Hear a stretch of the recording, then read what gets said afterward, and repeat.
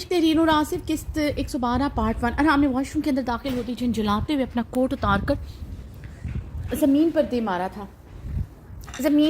मारा था। पेंटी का टैब खोले उसके आगे खड़ा मिरर में देखते गहरे सांस ले रहा था।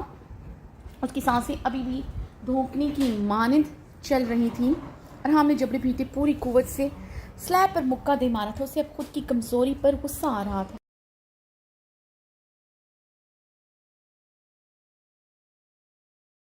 वो आखिर खुद पर क्यों ना काबू रख सका। वो इतना भी कमज़ोर मर्द नहीं था खुद पर काबू न रख सके। वो एक एक्सपीरियंस शादीशुदा मर्द रह चुका था। अपने जज्बों पर कैसे कंट्रोल करना है उसे पता था। औरत को अपनी कमज़ोरी बनाने के वह सख्त खिलाफ था। हूर से पहले कोई औरत उसकी कमज़ोरी रही भी नहीं थी, लेकिन वो अपने हर रिश्ते को लेकर बावफा ज़रूर था।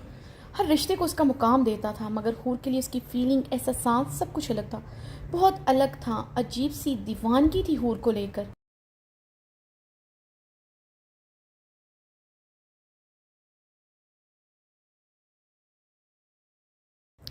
वो अक्सर खुद समझ नहीं पाता था। वो आज तक ये समझ नहीं पाया था। वो आज तक अक्सर खुद समझ नहीं आज तक ये भी समझ नहीं पाया था आज से 5 साल पहले उसे मोहब्बत हुई भी थी या नहीं, क्योंकि तड़पते सिलकते जज्बों से पहले कहाँ आगाही हुई थी। किसी को रात भर सिगरेट पीते हुए सोचते बुरी तरह तड़पना कोई जुनून भर बनकर आंखों में उतर आए। किसी की इज्जत की परवाह अपनी जान से भी बढ़कर हो। किसी को वहाँ हवा भी छुए तो यहाँ पागल हो जाए। कहाँ किसी को चाहा था पहले इससे बढ़कर, कहाँ कोई दौड़ा था रगों में खून बनकर। वो आखिर क्यों नहीं भूल पाता था अपनी बाहों में उस कमसिन हसीना की फर्माबरदारी, उसका टूट कर रोते हुए तड़पते हुए उसकी बाहों में समाना। और हमने गहरे सांस लेते पानी के छींटे अपनी आंखों पर मारे थे। गहरे सांस लेता अपने अंदर भड़कते शोलों पर मबनी शोश जज्बात पर काबू पाने की नाकाम सही कर रहा था। पूरा बदन तपते कुंदन की मानद तप रहा था। अपनी खूबसूरत बीवी को पाने के लिए मचल रहा था। उसका दिमाग अब जैसे आतिफ शाह मादे की तरह फट रहा था। उसे लग रहा था उसे ना मिली तो वो पागल हो जाएगा। नज़रों के सामने उसका बहकता रूप आ रहा था। वो मज़ीद पागल हो रहा था। अपनी दीद सुगाते उसके भड़कते शोला जवाला बदन पर उसकी आंखों के सामने लहराई तो उसे अपना सांस सीने में घुटता महसूस हुआ। वो ये सोच कर आया था उसे देखकर सिर्फ अपनी आंखों को सुकून पहुंचाएगा, जो 7 माह से हर रोज़ उसे देखने को तड़पती थी, जलती थी। उसे अंदाज़ा ना था और इस तरह की ड्रेसिंग में इस तरह खुद उसके करीब आएगी। उसे लगा वो दोनों महज़ब तरीके से एक टेबल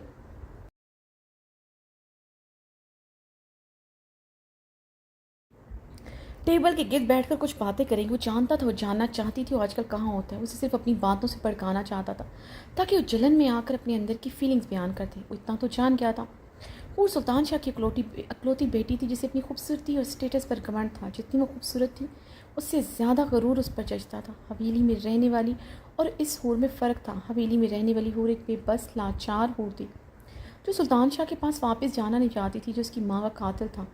वो आज से 6 माह पहले अपना गुरूर, अपना स्टेटस, अपना कॉन्फिडेंस, अपना सब कुछ खो चुकी थी। और इतनी कम उम्र और मासूमियत में उसने उसके साथ पहली रात जो सलूक किया था, उसके मासूम दिल में उसके खौफ की शदीद किस्म की धाक बैठ चुकी थी। वो तो हवेली में गुजरे पहले 2-3 माह में उसे देखते ही खौफ से कांपना शुरू कर देती थी। इसी खौफ के असर में उसकी शिद्दतें लबों पर कोई भी शिकवा लाए बगैर सहती थी। हम गहरे सांस लेते स्लैब से टेक लगाए अपने बाल दोनों मुट्ठियों में जकड़ गया था।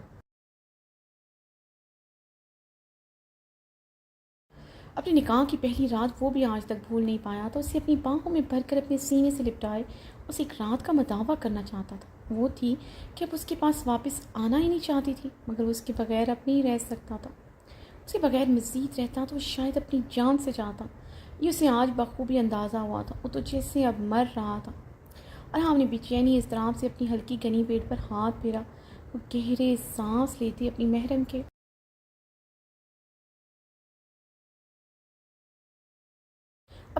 लिए अपने अंदर उठते पंपते जज्बे पर काबू पाने लगा। अपनी बीवी से अकेले मीटिंग करना उसे महंगा पड़ गया था। आज आराम में जबड़े बेचते, अपनी शर्ट के बटन खोलते, उसे उतारते हुए गुस्से से वॉशरूम की चमचमाती टाइल्स पर देर मारी थी। इश्क करने की उसे ऐसी सज़ा मिलेगी उसे मालूम ना था। इससे अच्छा था उसकी बीवी उसके सीने में कोई जहरीला चाकू उतार देती। खुद से दूर रख कर वो उसे ऐसी सज़ा दे रही थी,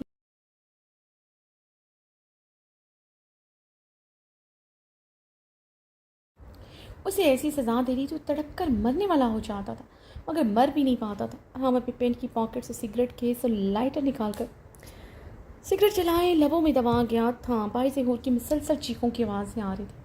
वॉशरूम के बंद दरवाजे पर वो हर थोड़ी देर बाद कुछ ना कुछ बचता महसूस कर रहा था। उसे क्यों गुस्सा आ रहा था वो चाह कर भी नहीं समझ पा रहा था। अगर वो हर हाथ से गुजर जाता तो क्या वो आज उसे माफ़ करती? तब भी तो यही कहती उसने अपनी हवस पूरी की है, अब वो उससे ऐसे छोड़ आया था। तब भी वो यही कह रही थी कि उससे मोहब्बत नहीं करता।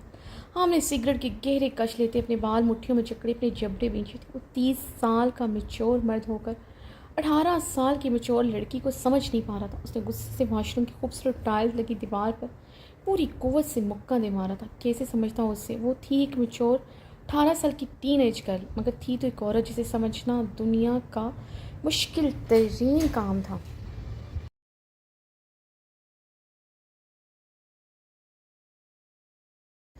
वॉशरूम के बंद दरवाजे पर कोई एक बार फिर से कुछ टकराया तो उसने बाहर से शायद फिर कोई आवाज़ या शो पेश दे मारा था। शदीद किस्म की आवाज़ से मजबूत दरवाज़ा लर्जा था। राम ने अपनी सुर्ख आंखें वॉशरूम के बंद दरवाजे पर गाड़ी।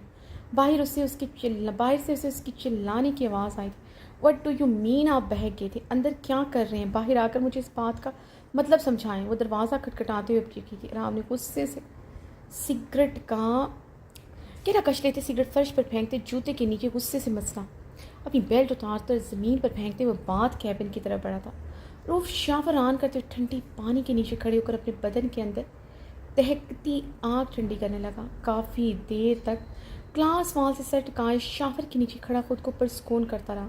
बदन थोड़ा परसकून हुआ तो दिमाग कुछ सोचने समझने की सलाहियत के काबिल हुआ था।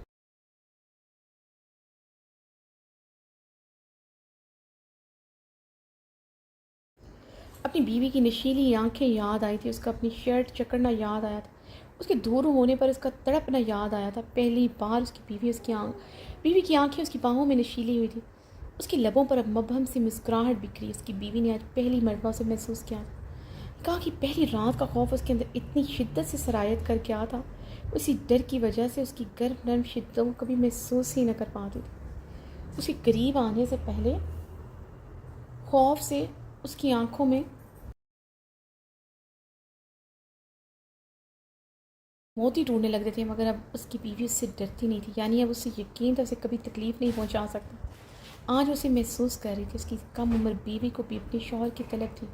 उसकी गर्म नरम शिद्दत में डूब गई थी, इसलिए इसके दूर जाने पर तड़प उठी। अपनी कम उम्री के बाद जो समझ नहीं पा रही थी उससे भी आज अरहाम खानज़ादा यानी अपने शौहर की ज़रूरत थी।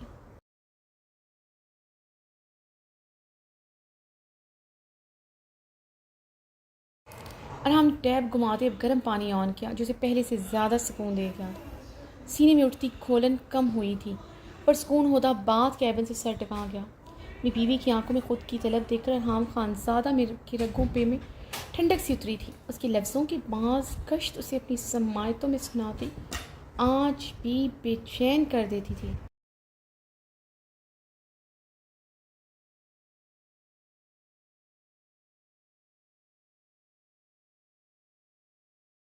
आपने मेरे साथ जो पहली रात किया मैं कभी नहीं भूल सकती। मुझे इस रिलेशनशिप से नफ़रत है।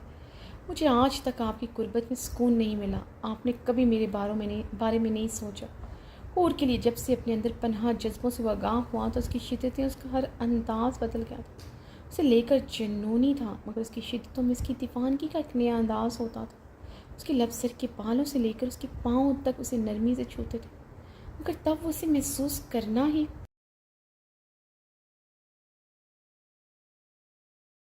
नहीं चाहती थी। उसकी मोहब्बत पर यकीन नहीं करती थी, इसलिए उसने कभी उसे महसूस नहीं किया था। मगर आज वो उसके दूर जाने पर तड़प गई थी, यानी वो भी उसे अपनी बाहों में चाहती थी। हम एक बार फिर से गहरा मुस्कुराया था। बात कैबिन से बाहर आते उसने अपनी कमर के गिर टावल लपेटते अपने गीले बालों में उंगलियां चलाते अपने सिर को हल्का सा झटका दिया था। बाहर से आती तोड़ फोड़ की आवाज़ों पर वो बेसाख्ता हंस दिया था।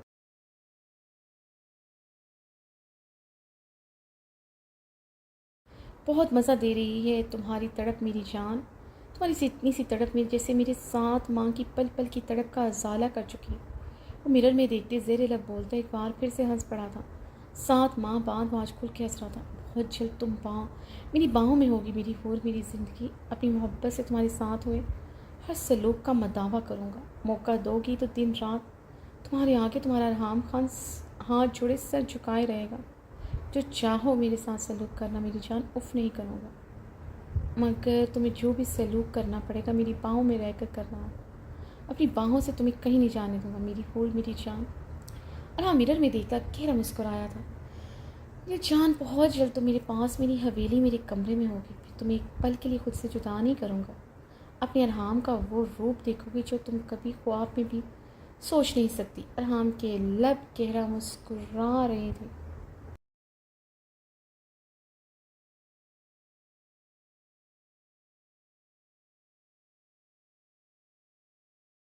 अच्छी तरह जानता था अपनी मगरूर नाजुक कम उम्र कातिला हसीना वो कैसे अपने पास लाना है। और सुल्तान शाह बेइंतहा मगरूर थी। वक्त ने उसे बेबस बना दिया था, मगर वो थी एक मगरूर औरत जिसे खुद पर बहुत गरूर था। हूर सुल्तान शाह, जो नखरीली अपनी बाप की मोहब्बत पर मगरूर थी, उसे कभी खुद से माफ़ ना करती, चाहे वो दिन रात शाह मेंशन गेट पर हाथ जोड़े खड़ा रहता। वो सुल्तान शाह की बेटी थी सफ़ाक, और ज़िंदगी कभी उसे माफ़ ना करती। उसे अपनी हूर के दिल में छुपी मोहब्बत को लबों पर लाना ही था। सफ़ाक ज़िद्दी थी, मगर मोहब्बत के मामले में भी सुल्तान शाह पर गई थी। शिद्दत पसंद और जज्बाती, उसकी सारी गलतियाँ माफ़ कर गई थी, मगर उसके लबों से गुल के लिए झूठी मोहब्बत के लिए निकले गए लफ्ज़ माफ़ नहीं कर सकी थी। मगर अब तो अपनी कमसन बीवी के जिस्मों से आगाह हो चुका था। वो भी उससे अब शदीद मोहब्बत करती है। इसकी नशीली आंखों और उसके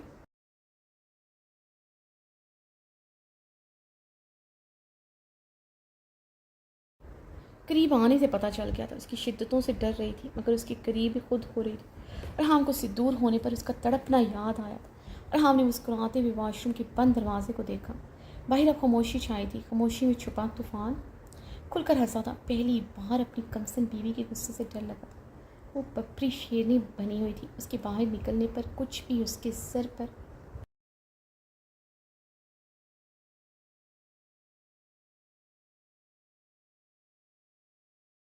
दे मार सकती थी, या जंगली बिल्ली की तरह उसका मुंह और गर्दन नोच डालती। अरहाम फन मिरर में देखते अपने गीले बालों में उंगलियां फेरते मुसलसल हंस रहा था। अपनी शर्ट के बटन बंद करते उसने अपनी बेल्ट पहनते मिरर में देखा। उसकी आंखों की सुर्खी बहुत हद तक कम हो चुकी थी। हम अपना कोट पहनते, अपने बाल ब्रश से अच्छी तरह सेट करते, अपनी हल्की गनी बेट पर हाथ फेरते बाहर आया था।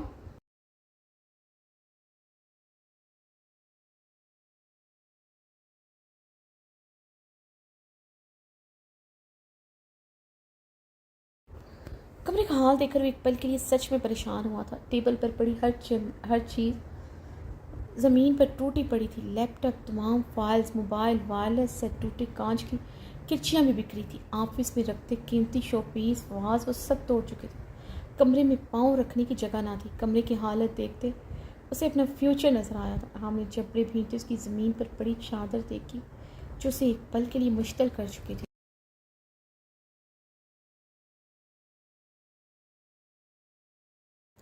वो चादर नहीं, उसकी इज्जत थी, जिसे वो कदमों में नहीं देख सकता था। हमने वो चादर उठाए, उसे टेबल पर रखा, अपनी बीवी को गहरी निगाहों से देखा, जो चेयर से टेक लगाए आंखें मूंदे हुए थी। उसके बाहर आने पर उसे देखते उसने अपनी आंखें खोली। दूसरे पल उसे शेरर बार निगाहों से घूरते अपनी चेयर का रुख मोड़ चुकी थी। उसकी अदाओं पर अरहाम का दिल पहलों में डूब कर रहा था। उसके ऐसे देखने पर पूरी तरह बेचैन हुआ।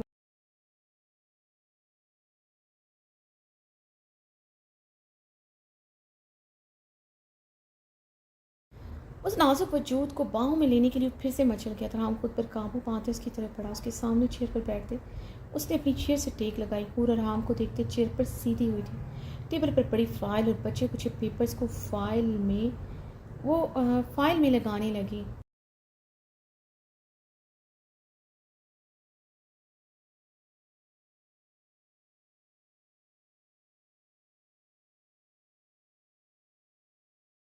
आराम मुस्कुराहट दबाए अपनी बीवी के खूबसूरत चेहरे को देखता था, जहाँ गैस और इश्तियाल की सुर्खी छाई थी। मेरी कंपनी आपके साथ ये डील कैंसिल करती है। आपकी कंपनी की इतनी वर्थ, इतनी हैसियत नहीं कि आप सुल्तान शाह के साथ काम कर सके, और ना आप में इतनी वर्थ है कि आप और सुल्तान शाह के साथ काम कर सके। वो निस्से लगते हुए फाइल अरहाम के सामने पटकी थी।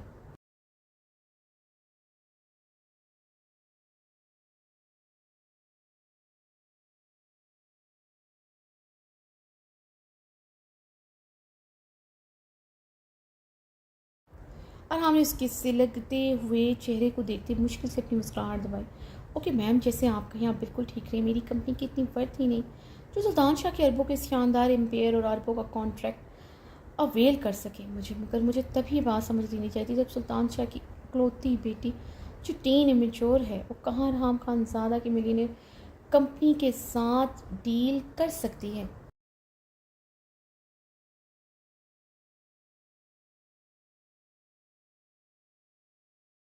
और सुल्तान शाह में ना इतने गट्स हैं कि वो राम खानजादा को गट्स ही नहीं है कि वो राम खानजादा को डील कर सके।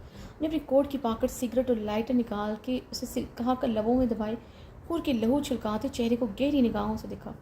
जब हूर सुल्तान शाह में इतने गट्स नहीं है तो क्या कर रहे हैं आप यहाँ, और क्या करते रहे आप 7 माह मेरे बॉडी गार्ड बनकर।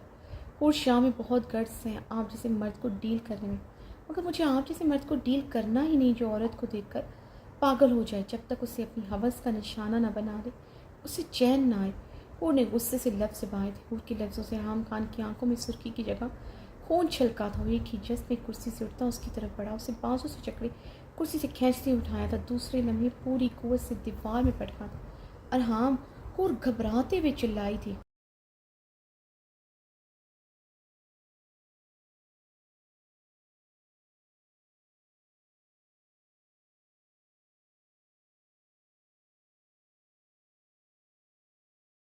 वो उसकी तरफ बढ़ता अपने दोनों हाथों से महसूस कर गया। अगर मैं हवस परस्त इंसान हूँ, औरत को देखकर मेरे अंदर हवस जागती है, मैं औरत को देखकर पागल हो जाता हूँ, तो क्यों इस तरह की ड्रेसिंग करके मेरे सामने, क्यों इस बंद कमरे में मेरे साथ मीटिंग अरेंज किया। हाँ, उसकी आंखों में देखते गर्राया था।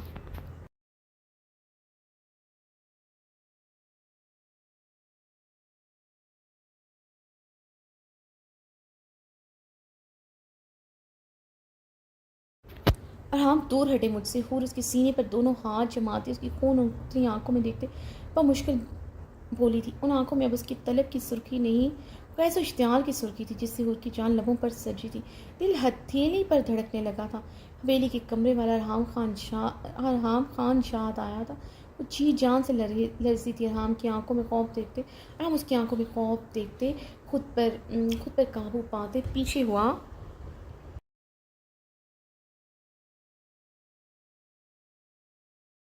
जहूर गहरी सांसें लेते दीवार में समाये उसे अब भीगी आंखों से देखती। राम उसकी भीगी आंखें देखकर लब भींच गया था। अगर तुम औरत की जगह ये कह देती अपनी औरत को देखकर मैं पागल हो जाता हूँ, उससे देखकर मेरे अंदर हवस जागती है, तो मैं तुम्हारी बात हंस कर सह लेता। मगर तुम मुझे औरत का ताना मारती, यानी मुझे इतना गिरा हुआ समझती हो कि मेरे लिए सिर्फ औरत मायने रखती है, फिर चाहे वो अपनी औरत हो या फिर बाहर की औरत। मुझे एक बात बताओ, अगर औरत मेरे लिए इतनी ही मायने रखती तो ये 7 माह में सुल्तान शाह के गेट के बाहर सारी सारी रात ना गुजारता। इन 7 माह के मेरे हर गुजरे हुए हर पल से तुम वाकिफ़ हो। अपनी बिजनेस, अपनी बेटी को छोड़कर जिस औरत का बॉडी गार्ड बना रहा, इस औरत ने 7 माह में एक पल के लिए मुझे मुड़कर नहीं देखा। इस औरत के जिस्म तक रसाई तो दूर के बाद में उसके बदन की खुशबू तक रसाई हासिल नहीं कर सका। फिर तुम मुझ पर कैसे इल्ज़ाम लगा सकती हो कि औरत मेरे लिए इतनी मायने रखती है। मैं उसे देखते पागल हो जाता।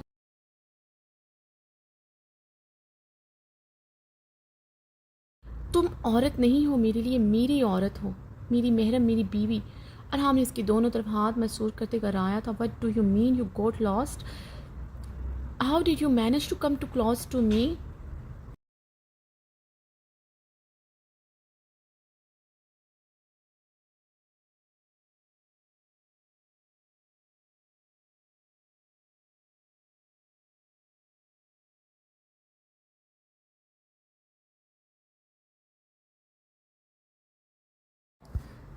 इस बात का क्या मतलब है आप बह गए थे? आपकी हिम्मत कैसे मेरे करीब आने की? और उसके सवालों को नज़रअंदाज करते राम की आंखों में देखते इस्तफसार क्या था? इसका ऐसे छोड़ कर जाना उसे बहुत बुरा लग रहा। खुद अपने जज्बात नहीं समझ पा रही थी। वो बह क्या था, ये लफ्ज़ उसे बुरी तरह छुपे थे। उसके बहकने में इसका साथ दे रही थी, ये बात उससे ज़्यादा मुश्तिल कर चुकी थी।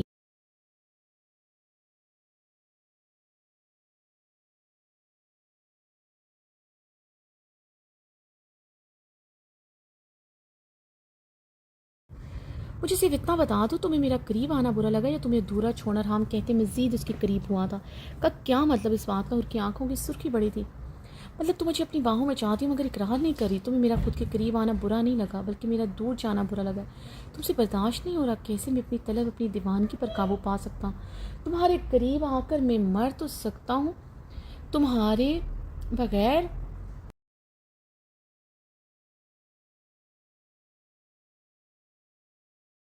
पास आकर दूर हो जाऊं, ये हो नहीं सकता।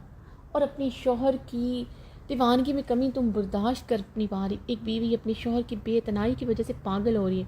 आम की बातों पर होने से खुद से दूर धकेला था। मिस्टर खान, दूर हटे मुझसे। आप बेबुनियाद बातें करें। मैं क्यों आपके दूर जाने पर तड़पूंगी?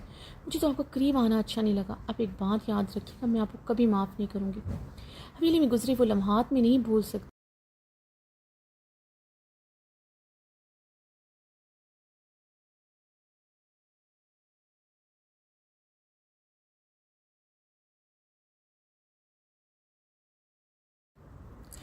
ये दीदी कोई लफ्ज़, कोई बात भी नहीं, इस रात का मैं दावा नहीं कर सकती।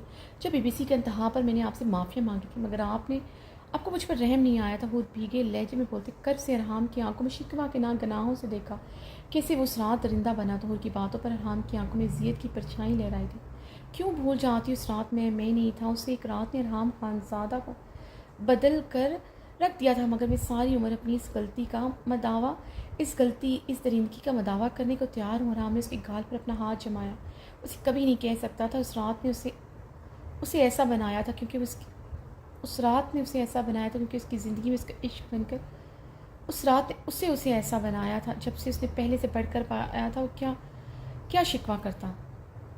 और हम का हाथ होने को उससे झटका। आपका मदावा यही, आप सारी उम्र मुझसे दूर रहें, आप सारी उम्र मेरी बॉडी गार्ड बनकर रहेंगे। मैं फिर भी आपको माफ़ नहीं करेंगे। हूर गहरे सांस लेते हम की शर्ट चक्री उसकी आंखों में देखते मगरूरियत से बोली थी। हूर की बात पर हम कुछ पल उसकी आंखों में देखता रहा जहाँ सिर्फ अपने बहाव की मोहब्बत का गुरूर ही नहीं अपनी शौहर की मोहब्बत का भी गुरूर था। उसके सामने झुक कर एक बार फिर से उस पर बावर करवा चुका था। वो उसके लिए सांसों से भी ज़्यादा ज़रूरी है।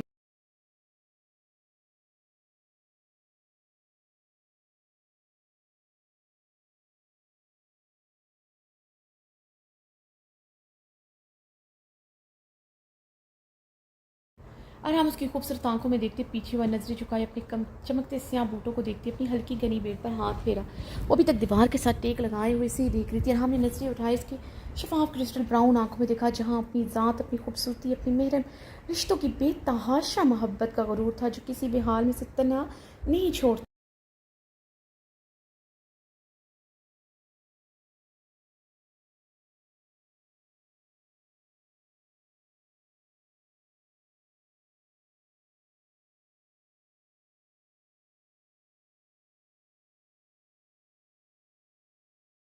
और हाँ, फिर से उसके करीब होते उसे गहरी निगाहों से देखते उसकी सुर्खी माए लब जो उसकी शिद्दत से अभी तक सुर्ख थे बहुत नरमी से अपने लब रखे और गहरे सांस भरते अपनी आंखें मौत की थी। राम ने मुस्कुराते अपनी बीवी की मासूम अदाएं देखी। उन्हें आंखें खोलते राम को देखा जो उसके बहुत करीब उसके लबों पर अपनी सिलकती गर्म सांसें छोड़ते उसकी आंखों में देख।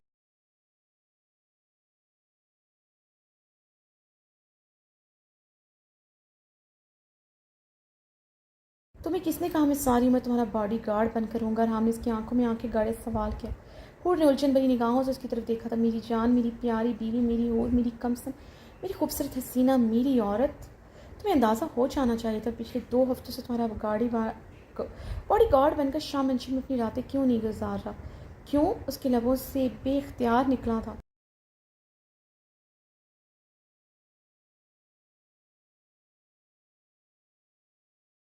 और हम उसकी जरूरत पर गहरा मुस्कुराया था क्योंकि मैं जान चुका हूँ तुम्हें मेरी ज़रूरत नहीं। तुम्हारे पास तुम्हारे बाप के हायर करदा बहुत गार्ड है जिन्हें तुम हर सांस का लाखों रुपए दे सकती हो और देती भी हो। तुम्हें मेरी क्या ज़रूरत? और हमने इसके लफ्ज़ से लटाते उसकी खूबसूरत निकोश के बिगड़े जाविये देखा। मुझे अब अपनी बेटी का सोचना है जो अपनी मम्मा को दिन रात याद करती है।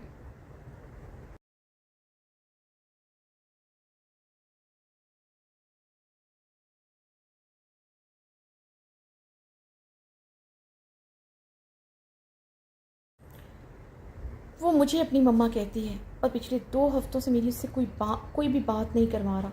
वो तड़कते हुए उसकी बात काट चुके थे। हमने उसकी बात पर बमुश्किल अपनी मुस्कुराहट रोकी। उसके ये कहने पर हूर की काल प्रीजे तक पहुंचाई नहीं जा रही।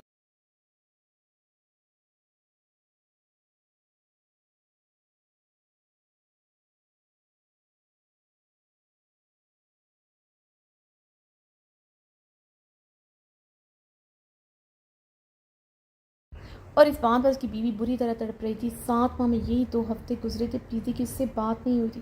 वो तुमसे खुद ही बात नहीं करना चाह रही, मगर कल फ़ोन पर रोते हुए मुझसे कह रही थी उसे उसकी मम्मा हवेली में चाहिए। और हमने लब दांतों तले दबाए कहा, मगर मैं हवेली कभी नहीं आऊँगी। बात करवाएं प्रीति से मेरी, मुझे समझा दूँगी मैं। मेरी बात फ़ौरन मानती।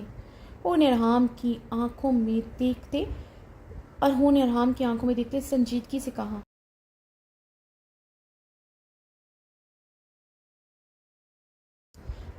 2 हफ्तों से मुसलसल वो प्रीजे को कॉल करती थी। रक्षा ने उसकी एक कॉल नहीं उठाई थी। वो तुमसे बात नहीं करना चाहती, लेकिन क्यों? हूर अरहाम की बात पर तड़प उठी थी।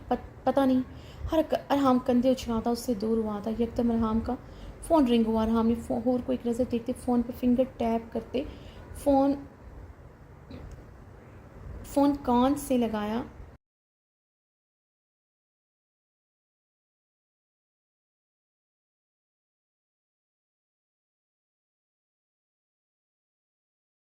हेलो, हाँ बोलो गुल। अरहाम फ़ोन कान से लगाए कई कदम हूर से दूर हुआ। उन्हें बेयकीनी से अरहाम को देखा जो उसके सामने ही गुल से बात करता। तुम्हारी प्रीजे से बात होगी? ओके, मुझे कोई एतराज़ नहीं, ठीक है। 2 दिन बाद मैं समात पहुंचूंगा। हाँ, हम दोनों से ले चलेंगे। हर हमने किन अखियों से हूर को देखा जो गहरे सांस भरते शोलाबार निगाहों से उसे देख रही।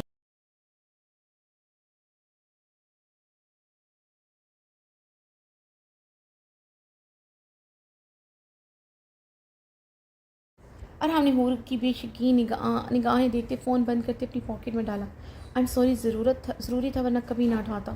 प्रीजे को मेरी और गुल के साथ प्ले लैंड जाना है। मैं इनकार कर देता, मगर प्रीजे ने खुद गुल को फ़ोन करके ये प्लान बनाया। प्रीजे की बात मैं टाल नहीं सकता। उसने हूर को देखते कहा, जिसकी रंगत सुर्ख होती साफ पता चल रहा था वो मुश्किल ही सब कुछ बर्दाश्त कर रही है।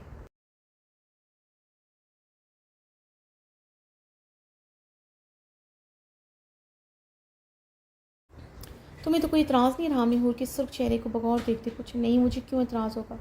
जब प्रीजे ये चाहती है। हूर ने बमुश्किल ही लफ्ज़ अदा किए थे। हाँ, प्रीजे ये चाहती, वरना मैं इनकार कर देता। राम ने मुस्कुराहट दबाएगा। हूर का चेहरा जल्जलों की इज्जत में था। ज़रूरत नहीं इनकार करने की। प्रीजे की खुशी इंपॉर्टेंट होनी चाहिए। अब की बार हूर का लहजा शिद्दत से भीगा था, जिसे महसूस करते राम ने एक गहरा सांस लिया।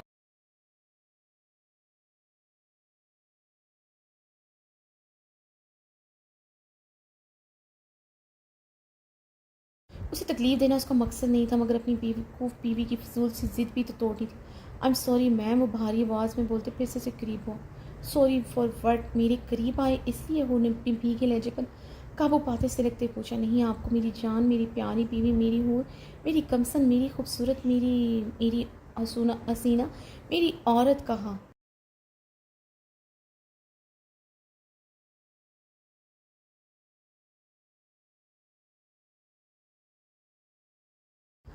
आप अब से मेरे लिए सिर्फ मैम हैं। अरहाम ने उसकी नगोश को बहुत देखते लब दांतों तले दबाए था। इसकी बात उसे उसकी बात भी ये भी बात भी पसंद नहीं आई थी। चेहरे की रंगत मज़ीद सुर्ख हुई।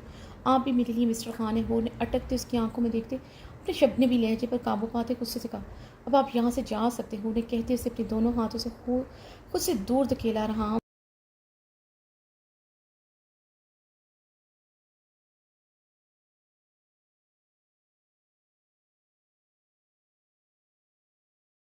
से पीछे होगा तो उसे घूरते हुए टेबल की तरफ बढ़ी। वो टेबल की तरफ बढ़ी, उस पर पड़े बच्चे कुचे पेपर समेटने लगी।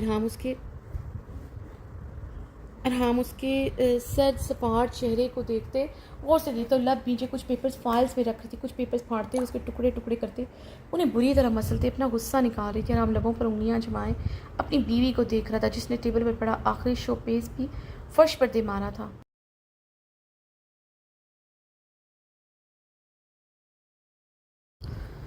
मारते हुए तोड़ दिया तो गहरे सांस लेते मुश्किल अपना गुस्सा कंट्रोल करती। हो गया तुम्हारा, तो अब चलें यहाँ से। हमने उसे बगौर देखते कहा, उसे यहाँ इस हुलिये में भी वो इतने गुस्से से छोड़ कर नहीं जा सकता था। क्या मतलब आपका इस बात से? हूर ने मुड़ते हुए अरहाम को देखते शोला बाल लहजे पूछा। मतलब ये कि चादर ओढ़ो, मैं तुम्हें शाह मंशी ड्रॉप कर दूँगा। हाँ, हमने संजीदगी से अपने लफ्ज़ों पर ज़ोर दिया। मुझे आपकी सर्विस की ज़रूरत नहीं। इस कंपनी के बाहर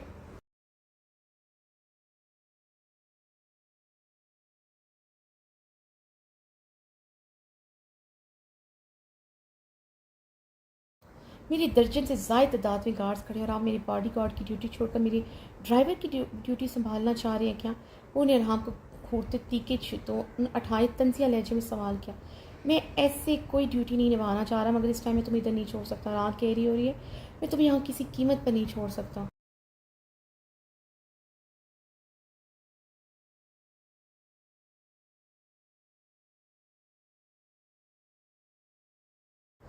अगर रात गहरी ना भी होती फिर भी मैं तुम्हें किसी कीमत पर ना छोड़ता। चादर से खुद को अच्छी तरह कवर करो। हमने संजीदगी से हुक्म दिया। मुझे आपके साथ कहीं नहीं जाना। मैं आज यहीं पर इसी चीप हिलिया में रात गुजारूंगी। और आप होते कौन है मुझ पर हुक्म चलाने वाले? और तड़कते हुए दबे अंदाज में चीखी थी। बस हम टेबल पर हाथ मारते हलक के बल धाड़ा था।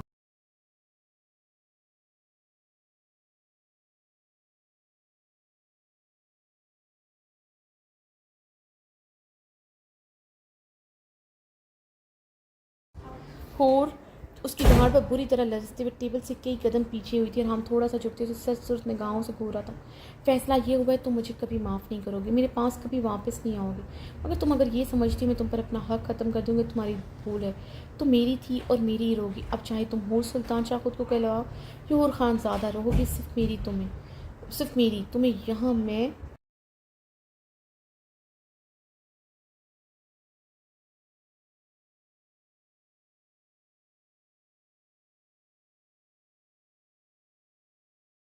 किसी कीमत पर छोड़कर नहीं जाऊंगा। ये बात तुम भी अच्छी तरह जानती, इसलिए बिना बहस किए चादर से खुद को अच्छी तरह कवर करो कि तुम्हारा चेहरा भी नजर ना आए। वो टेबल पर हाथ जमाए और की लरजते वजूद को देखते लफ्ज चबाते हुए सर लहजे में बोला और गहरे सांस भरते खामोशी से उसे देख रही थी। उसकी दहशत भरी धार से आज भी उसकी जान चाहती थी। उसे जिन निगाहों से घूर रहा था, उसकी रीढ़ की हड्डी सनसना उठी थी।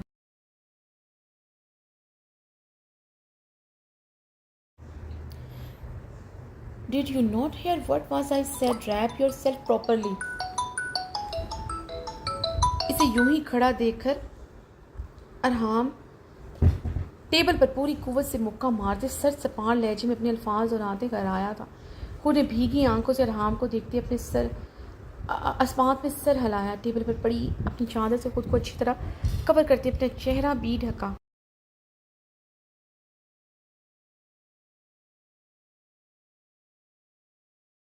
और हाँ, उसकी तरफ बढ़ते अपनी मजबूत हाथ में उसके कलाई जकड़ते ऑफिस से बाहर आया। रिसेप्शन पर मौजूद हूर की सेक्रेटरी ने तज्जुब से मंजर देखा था। राम के मजबूत हाथ में हूर की नाजुक कलाई थी, जिसे वो जकड़े तेज तेज कदमों से आगे बढ़ रहा था। हूर उसकी गिरफ्त में खामोशी से उसके साथ चल रही।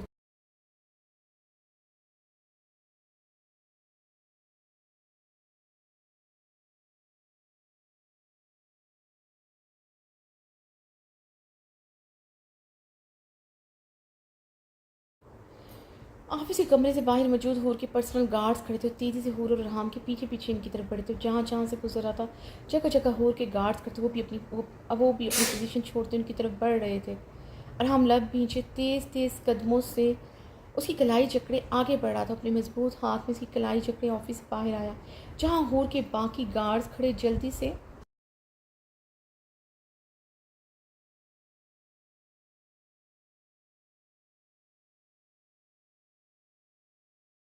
उसकी तरफ बढ़े थे। राम ने इन तमाम गार्ड्स को देख रही अपने जब्बे पीछे मुश्किल खुद पर काबू पाया था।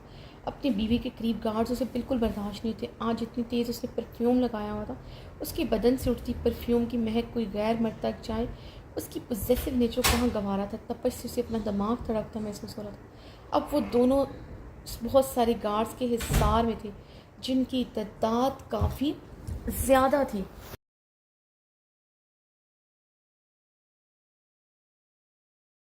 वो ने अरहाम को भीगी सर निगाहों से देखते अपनी कलाई झटके से उसके हाथ से छुड़ाई। उसकी इस तरह कलाई छुड़वाने पर अरहाम के गले में गिल्टी सी उभर कर मासूम हुई थी। उसे देखते बेरुखी से नजरें फेरते अपनी गाड़ी की तरफ बढ़ी। उसके सारे गार्ड्स यूनिफॉर्म में मौजूद उसकी तरफ तेज़ तेज़ कदमों से पड़ रहे थे। अरहाम गहरे सांस लेता अपनी बीवी अपनी ज़िंदगी को गार्ड्स के हमरा बढ़ते देख रहा था। अरहाम की सुर्ख आंखों में अब हल्की सी नमी भी छाई थी। उसकी नज़रों के सामने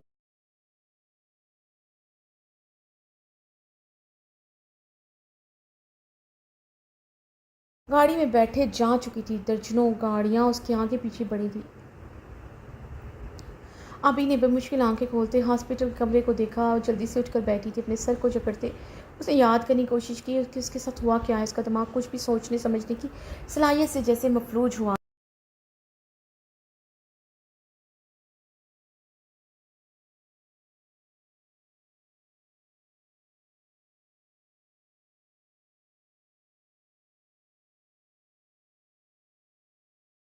अभी ने गहरी सांस लेते अपनी सुनहरी खुले बालों को दबोचती बेड के साथ टिके एक लगाकर आंखें मोदी। एकदम उसे सब कुछ याद आया था, किस तरह असफंयार खान ने उसे बेदर्दी से धक्का दिया था, ड्रेसिंग रूम में बंद करके उसकी वजूद से लापरवाह हो गया था।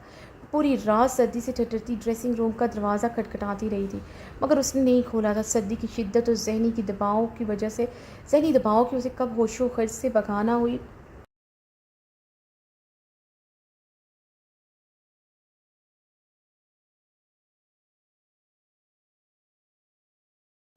उसे पता ही नहीं चला अबीर की बंद आंखों से आंसुओं का झरना बहा था। इस सितमगर से उसे इसी सफाकी की उम्मीद थी जिसकी रोने गिड़गिड़ाने पर उसे हमेशा की जुदाई की वही सुनाकर जा सकता था, कुछ भी कर सकता था। अपना रोना गिड़गिड़ाना याद आया था। सिर्फ असफंयार खान के पैरों में गिरना बाकी रह गया था। किस तरह उसे रोते सिसकते हुए रोका था। वो अच्छी तरह जानता था कि वो इससे दीवानों की तरह इश्क करती, फिर भी उसे छोड़कर चला गया था।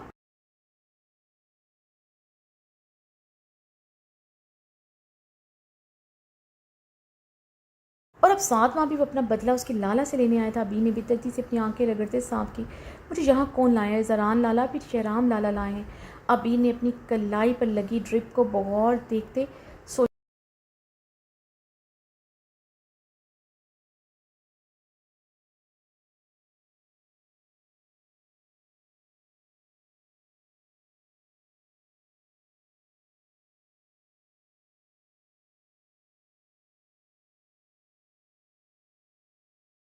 लिपटी ऑफर्ड मर्दाना शाल से उसी में सोरकन खुशबू जो उसके वजूद में समाते उसे बावर करा रही थी। उसे यहाँ आखिर कौन लाए? उसी लम्हे रूम का दरवाज़ा खुला था। संध्यार खान को देखते अबी की रंगत इश्तियाल के मारे सुर्ख हुई थी। अबी ने देखती निगाहों से सितमगर को देखा जिस वक्त वाइट शलवार कमीज़ में मलबूस था, कसरती वर्जिशी चौड़ा चट्टानी जिसम।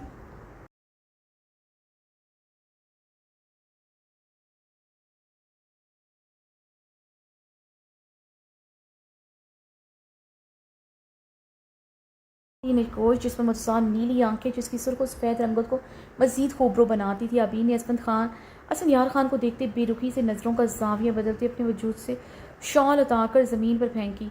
आबिर की हरकत पर असफन के भारी कदम उसकी तरफ बढ़ते रुके थे। वो बेड पर बैठी उसे देखती नज़रों से देख रही थी। असफन ने बेबस निगाहों से उसे देखा था। उन्हें हेज़ल ग्रे आंखों में अपनी परछाई के अलावा कोई और जज्बा कहाँ गंवा रहा था। सर सपाट शोला बार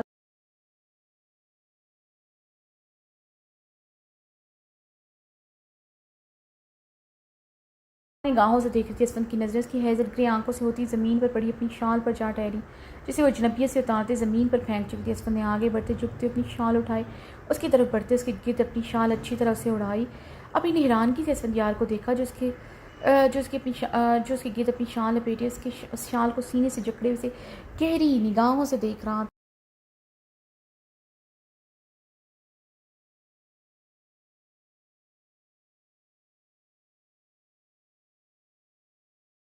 अभी ने गहरी सांस लेते असफन यार खान की नीली आंखों में अपनी हैजल ग्रे आंखें गाड़ी। दोनों एक दूसरे की आंखों में आंखें गाड़े हुए थे। असफन की गर्म गहरी निगाहों को मतलब समझ नहीं पा रही थी। इन आंखों में वही गर्मी थी जो उसने गेस्ट हाउस की रात में महसूस की थी, जब उसने उसे अपनी बाहों में भरते कितनी बार अपनी मोहब्बत का इजहार किया।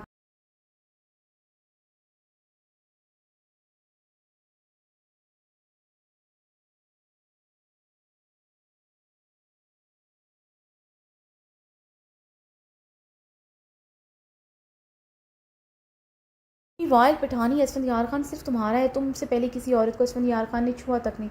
तुम ही हो जिसे असफंद खान की लबों ने छुआ। तुम्हारी धड़कनों पे तुम्हारे असफंद खान ने सुना है। तुम्हारा असफंद खान तुम्हें अपनी जान से बढ़कर मोहब्बत कर। तुम मुझे अपने हर रिश्ते से प्यारी। असफंद खान का इजहार आज भी उसकी समायतों में गूंजता था।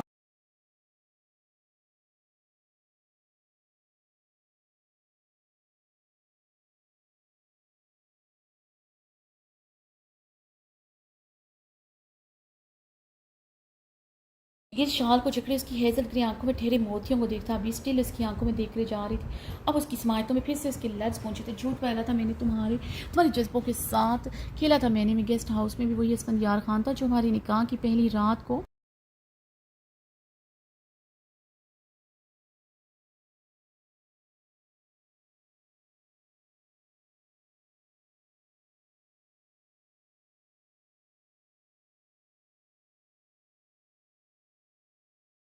रात को था, सिर्फ लफ्ज़ों का हेर-फेर किया था, तुम ही नहीं समझ पाई, वरना पहली रात की शिद्दतों में, उस दिन गेस्ट हाउस की शिद्दतों में ख़ास फ़र्क नहीं था।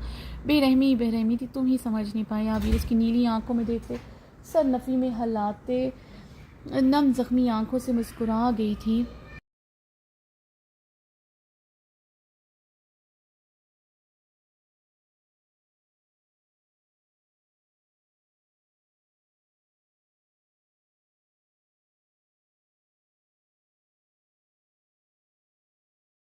मुस्कुराते हुए उसकी शबनीमी आँखों पर बारी-बारी अपने लब रख गया था, अपनी शाल को इसके सीने से सख्ती से जकड़े हुआ था। गिरफ्त से अंदाज़ा हो रहा था अबीर का खुद की वजह से शाल उतारना उसे पसंद नहीं आया। अबी ने हैरान की उसके लबों की गर्मी के साथ नरमी महसूस की थी। उसके करीब होते उसका चेहरा दोनों हाथों में भरते उसकी पेशानी पर अपने लब रख गया।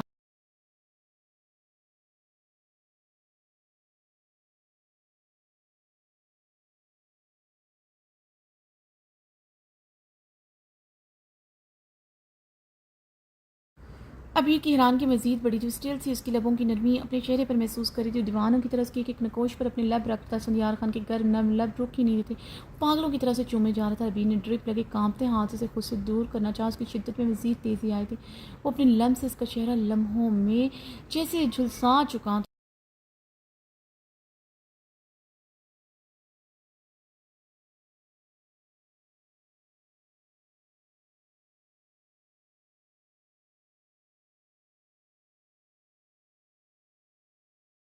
अबी ने अब की बार उसकी शर्ट मुट्ठियों में जकड़ते उसे पूरी क़ुव्वत से खुद से दूर धकेला था। बेखुद सा उसकी नकोश छू रहा था, पीछे को होते हुए बुरी तरह लड़खड़ाया। अबी गहरे सांस लेते शोलाबार निगाहों से देख रही थी। असफंदियार खान की नीली आंखों में सुर्ख डोरे लहराए थे। उसकी खुद से दूर झटकने पर उसकी आंखों में जुनूनियत सी लहराई। एक यही चीज़ थी वो मुकाबिल की बर्दाश्त नहीं कर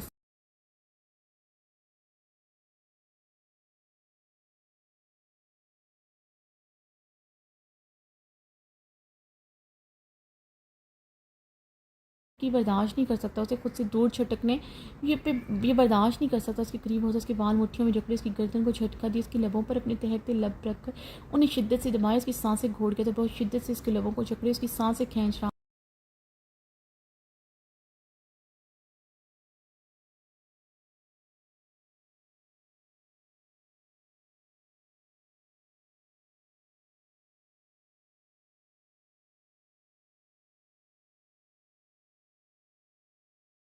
वीर भी नाव मछली की तरह तड़प उठी थी। आबिर ने अपने नाखूनों से उसकी गर्दन पर बेदर्दी से खरोंचें डाली। असफंदियार मुस्कुराते हुए पीछे होता अपनी गर्दन से उसके दीवे खरोंचों पर खून की बूंदों को उंगलियों से चुनते उसने आबिर को देखा जो गहरे सांस लेते उसे शोला आबाद नम निगाहों से देख रही थी। मुझे आदत है तुम्हारे जख्मों की, जब तक तुम जख्म न देख लो मुझे दे लो मुझे चैन नहीं आता। मेरी सफाक बेरहम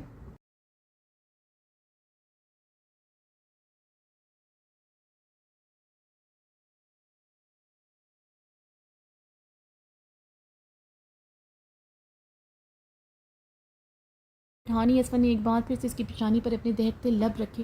ये क्या कह रहे हैं असफंदियार खान, इन नीली आंखों में सदपन और बेरुखी की जगह नरमी और गर्मी कैसे शामिल होगी? रातों रात क्या हो गया जो असफंदियार खान मुझे देखकर मुस्कुरा रहा है? अबीर ने असफन की आंखों में देखते हुए जिन बड़े इस्तहसाया लहजे में इस्तफसार किया। इस एक रात में मैं मेरे लबों ने इस एक रात में मेरे लबों ने तुमसे मोहब्बत का इकरार किया जो पिछली 7 माह में ना कर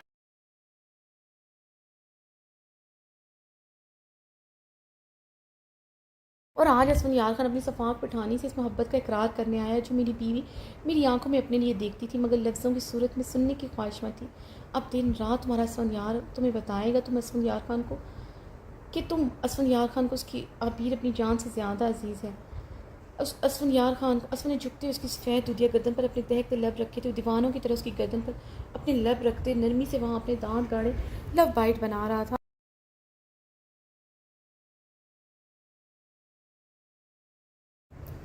अब अभी ने एक बार फिर से उसे पूरी कुव्वत से खुद से दूर खेला था। असफंयार खान की आंखों में फिर से गुस्से की आंख देख इससे पहले उसके करीब होता अबीर बेदर्दी से अपनी ड्रिप खींच कर उतारते दूसरी तरफ से बेड से उतरते दरवाजे की जाने पड़ी। असफंयार खान उसे बिना शाल बिना जूते के दरवाजे की तरफ बढ़ते देखकर मुश्तल हुआ था। तेजी से उठता उसकी तरफ बढ़ते उसे कलाई से खींचता अपने सीने के साथ लिपटा चुका था।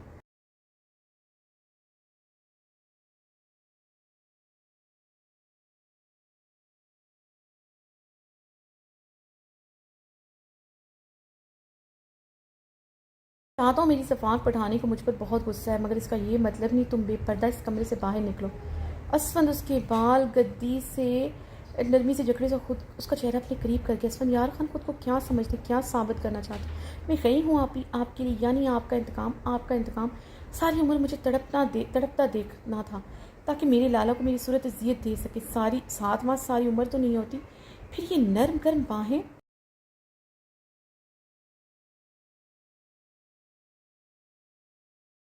आखिर क्यों असफन यार खान के लबों की तपश में मोहब्बत की गर्मी आखिर कैसे। अबीर असफन यार खान की शर्ट मुट्ठियों में जकड़े गुस्से से चीखी थी। उसका नर्म गर्म रवैया बर्दाश्त नहीं हो रहा था। असफन यार खान ने उसके चीखने पर नरमी से उसकी मुट्ठियों को अपने मजबूत हाथ में जकड़ा जो उसकी शर्ट सख्ती से जकड़ी हुई थी। अपनी शर्ट उसकी मुट्ठियों से चढ़ाते नरमी से अपने दहकते लब उसकी बंद मुट्ठियों पर रख गया था।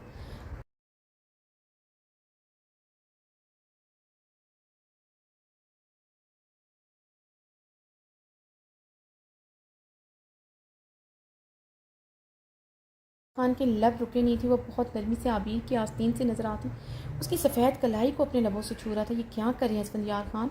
आबिर रोते हुए बोली थी। वो दीवानों की तरह उसकी कलाई को अपने लबों से छूता उसकी गर्दन पर अपने दहकते लब रखते उसकी धड़कनों के नरमी से छूते घुटनों के बल बैठे उसके पेट को अब नरमी से छूते। असफंयार खान उसके लबों की तपश को अपने पूरे वजूद पर महसूस करते वो शिद्दत से रो दी थी।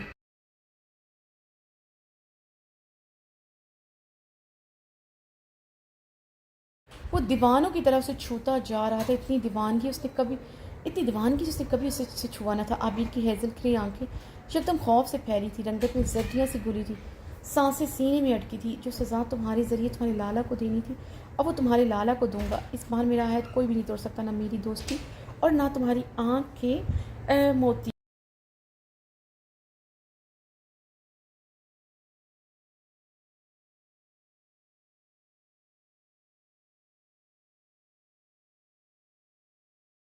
कि आंखें आंसू मरूंगा या मार दूंगा, लेकिन याद रखना मेरे मरने के बाद भी तुम मेरी रहोगी। आबिर की सांसें अटकी थी। असफंद की गर्म नर्म लबों की तपश की वजह उसे अब समझ आई थी। वो अपना इंतकाम ले चुका था, खई की रस्म निभा चुका था। वो अब उसे सारी उम्र इस इंसान की बनकर रहता क्योंकि उसके लाला को मार चुका था।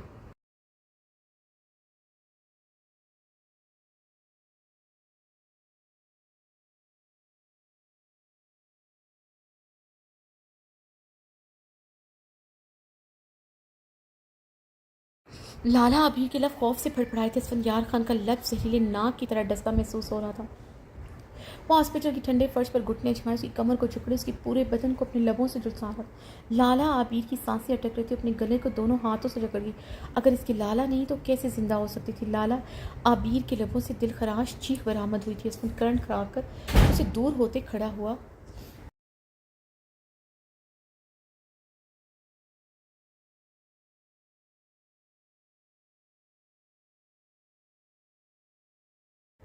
गले पर हाथ रखे बुरी तरह चीख रही थी। लाला मेरे लाला। अबीर हलक के बल बहते आंसू चीखी। अबीर क्या हुआ? असफन ने उसके हाथ गले से हटाए थे। उसकी शर्ट मुट्ठियों में जकड़ गई। असफन यार खान तुमने मेरे लाला को मार दिया, ले लिया तुमने अपना इंतकाम। कैसे कर सकते हो तुम ऐसा? मेरे लाला को मार कर तुम कैसे मुझे छू सकते? असफन यार खान तुम्हें क्या लगता है मेरे लाला को छू कर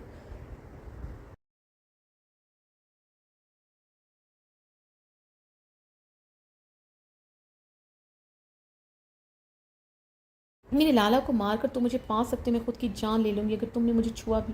असद यार खान मेरे लाला को मार दिया तुमने तुमने मुझे भी मार दिया। उसकी शर्ट मुट्ठियों में जकड़ी ज़ियानी चीखी थी। असद उसके लबों से अपने लिए तुम सुनकर अजियत के इंतहा पर चला था। मुकाबिल ऐसी तो ना थी वैसे कभी तुम कह कर पुकारे। आबिर असद ने नरमी से पुकारा। नहीं सुनना तुम्हारे लबों से अपना नाम, नहीं देखना चाहे तुम्हारा चेहरा। अपने लाला के कातिल को मैं नहीं देख सकती।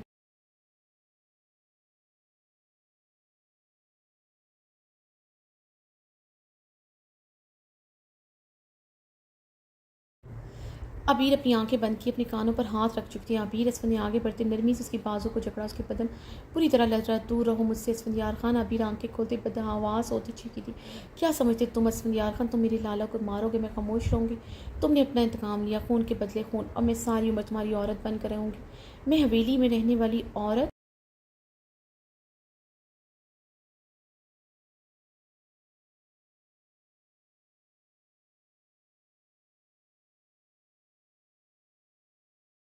अरे ज़रूर हूँ, मगर इन हवेली में रहने वाली औरतों जैसी नहीं है। तुम्हारी जानी हवस प्रस्त शैतान भाई जो मुझसे कई गुना ताकतवर था, कभी उसे खुद को छूने नहीं दिया। उसके थप्पड़ खा लिए थे, मगर उसके लबों और नापाक हाथ कभी मुझे छू नहीं सके। तुमने मुझे छुआ क्योंकि अबीर खान तुम्हें दिल से अपना शौहर मान चुके, मगर तुम आज और अभी से हर हक मुझ पर खो चुके। अबीर हिज़ियानी चीखी थी।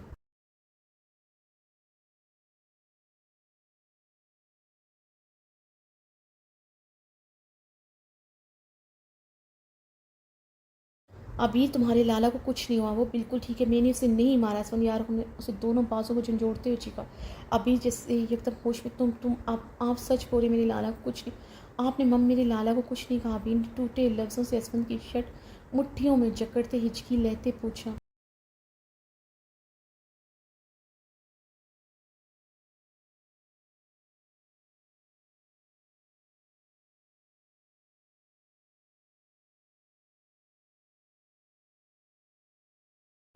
नहीं कहा और ना कभी कुछ कहूँगा। वादा करता हूँ तुम्हारी लाला की तरफ बढ़ती गोली भी अपने सीने पर खा लूँगा। असमन आबिर की बहती आंखों में आंखें गाड़े अटल लहजे में बोला, सच सच कह रहे हैं आप? आबिर उसकी आंखों में देखते रोते हुए बोली, बिल्कुल सच कह रहा। असफन यार की जान सलान खानजादा के लिए वक्फ हो चुकी है, उसे कभी एक आँच नहीं आएगी। असफन आबिर के आर्फ पर बहते आंसू पर झुकते हुए अपने लब रखे थे।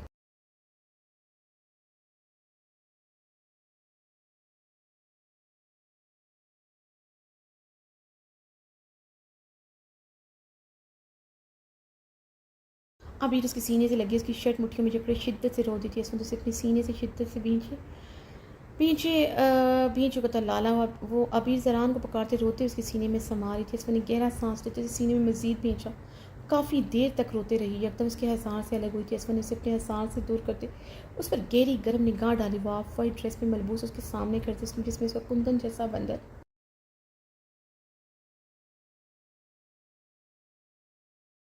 बदन गज़म ढा रहा था। सुनहरी सिल्की बाल खुले थे, रोने के इशारे से नाक सुर्ख हो रहे थे। उसे बहुत खूबसूरत। असफंद उसकी तरफ बेताबी से बढ़ा, वो अपने कदम पीछे को बढ़ा गए थे। उसके पीछे कदम बढ़ाने पर असफंद के कदम के रुके थे। उसका चेहरा अभी भी सर सपाट था, जहाँ उसके लिए हर जज्बा जैसे मफकून था। असफंद आगे बढ़ते उसके आगे हाथ जोड़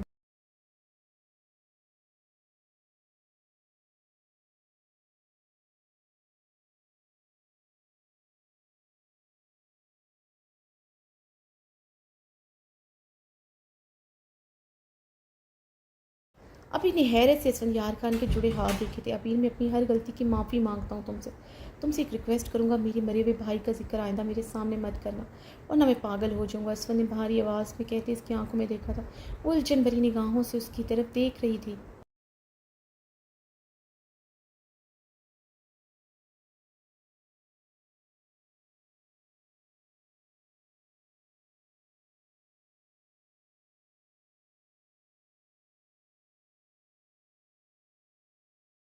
क्यों ना करूँ ज़िक्र ज़िक्र वो एक रेपिस्ट था जिसने मेरे लाला की ज़िंदगी बर्बाद कर दी। आपने उसकी वजह से मेरी तज़लील की, मुझे कितनी अज़ियत दी। तो करूँगा ना हर चीज़ का मुदावा, चाहोगी तो सारी उम्र हाथ छोड़ कर खड़ा रहूँगा। इस वक्त यार खान तड़पते हुए चीखा था।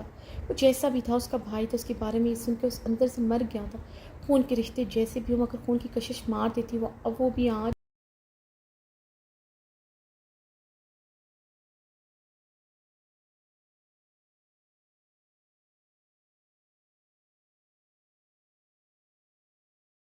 आज जैसे मर गया था, ना सर उठाने के काबिल रहा था, ना मरने के काबिल। क्यों मांगेंगे असमत यार खान माफ़ी? क्या हुआ, मेरे लाला बेगुनाह साबित हो गए हैं? आबी ने अपने आंसू साफ कर तैये से पूछा। हाँ, तुम्हारा लाला बेगुनाह है। मेरा भाई बदकिरदार जालिम बेहिस शैतान साबित हो चुका। असमत इस्तज़ा या कर्ब से कहती अपनी उंगलियों से अपनी सुर्ख आंखें मसल गया था।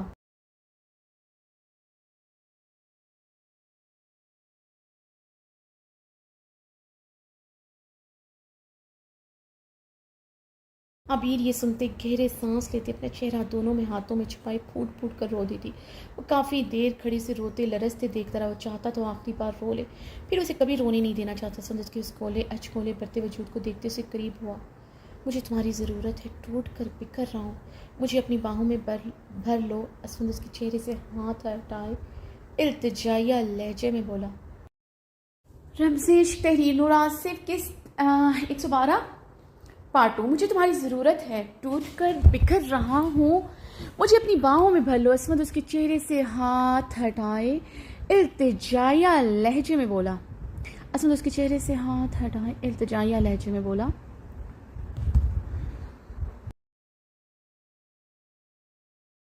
अबी ने अपनी आंखें अपनी हथेलियों से रगड़ते उलझन भरी निगाहों से असफन की तरफ देखा था, जैसे वो समझी नहीं थी या फिर समझना नहीं चाहती थी। उस सर नफ़ी में हिलाते कई कदम पीछे की जाने बढ़ा गई थी। टूट कर बिखरी तो मैं भी थी उस रात जिस दिन आप मुझे छोड़ कर गए थे। आबिर जख्मी सा हंसी। सब मैं दावा करूँगा, हर रात, हर जख्म, हर उस बात का जिसकी वजह से तुमने तकलीफ़ सही। कैसे करेंगे मैं दावा, मेरे हर जख्म, हर तकलीफ़, हर उस बात का जिसने मुझे घंटों रुलाया तड़पाया। आबिर ने इस्तेज़ाया मुस्कुराते हुए पूछा।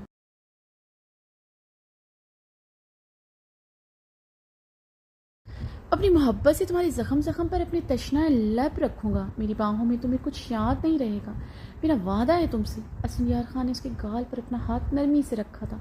अब ये ज़ख्मी से हंसते हुए आंखें बंद करते उसके हाथ पर अपना हाथ रख गई थी। मोती टूट कर आरिस पर शिद्दत से बहे थे।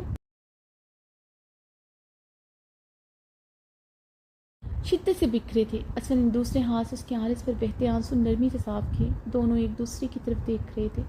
असफर की गर्म निगाहों की हिद्दत बढ़ती जा रही थी।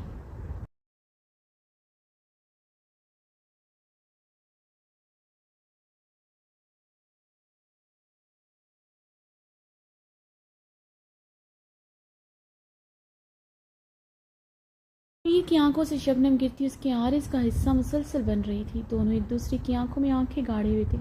आप मर्दों को ऐसा क्यों लगता है? आप मर्द औरत को जितनी मर्जी तकलीफ दे दें, हर तस्लील, हर थप्पड़ का मदावा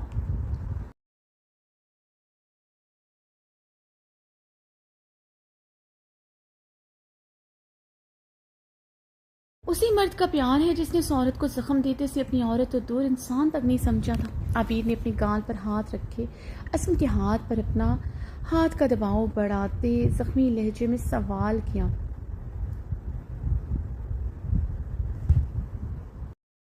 असम ने इसके सवाल पर कमर से जकड़े खुद के करीब करते उसके बहते आंसुओं पर अपने जख्मी लहजे में सवाल किया। उन्हें अपने हल्क में उतारा। आबिर उसकी शर्ट अपनी दोनों मुट्ठियों में जकड़ गई थी। असफन उसे अपने मजबूत बाहों में थामे उसकी आरिस पर बहते आंसुओं दीवानगी के आलम में अपने लबों से चुन रहा था।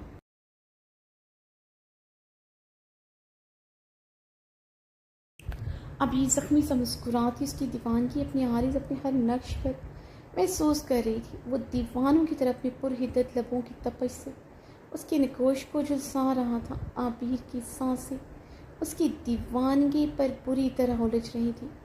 कब सही थी मुकाबिल की इतनी दीवानगी और तड़प? कब छुआ था उसने उसे ऐसे? कभी असल उसके लबों पर झुके एक बार फिर से उसकी सांसें अपनी गर्म सांसों में नील कर गया था।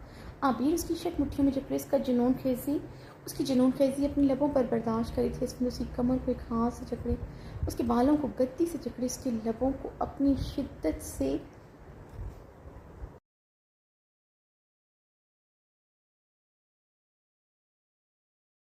कंधारी करा था। इतनी शिद्दत से उसके लबों से लिपटा था कि आबिर को अपनी सांसें पूरी तरह उखड़ती महसूस हो रही थी। उसकी शर्ट जकड़े उसकी शिद्दत बर्दाश्त कर रही थी। उसके लबों पर अपनी जुनून खेजी हल्की सी खून वो उसके लबों पर अपनी जुनून खेजी हल्की सी खून की बूंद की सूरत में देखकर पीछे हुआ।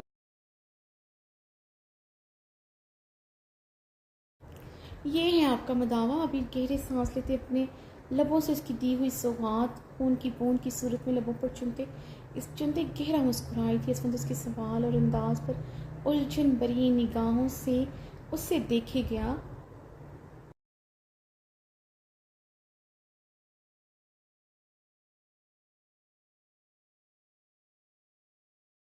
लफ्ज़ों की मार मारते आप औरत की रूह ज़ख्मी कर दें, थप्पड़ों से उसका गाल लाल कर देंगे और मुदावा करेंगे रातों को अपना बिस्तर गर्म करके इस औरत के बिना कपड़ों के वजूद के साथ लिपट कर जाइए असफंयार खान।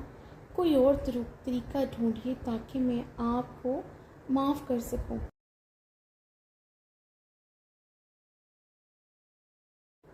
माफ़ करने का खुद में हौसला पैदा कर सकूं। आबिर इस्तेज़ाइया मुस्कुराते हुए बेड पर रखी अपनी चादर की तरफ बढ़ी थी। असफंद उसकी तरफ बढ़ते उसका रुख अपनी तरफ पलट गया था।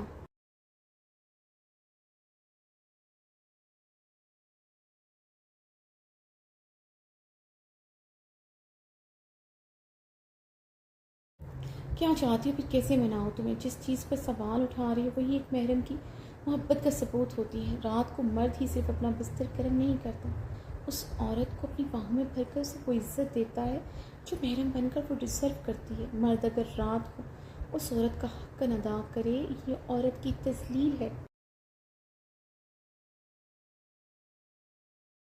उसका रुख झटके से अपनी तरफ मोड़ते गहरी होती सांस से बोला। सामने खड़ी सफाक बैठाने की सांसें छीनने पर उसकी भी सांसें उखड़ रही थी। वो अपनी बेतरतीब सांसों को गहरे सांस लेता तरतीब दे रहा था।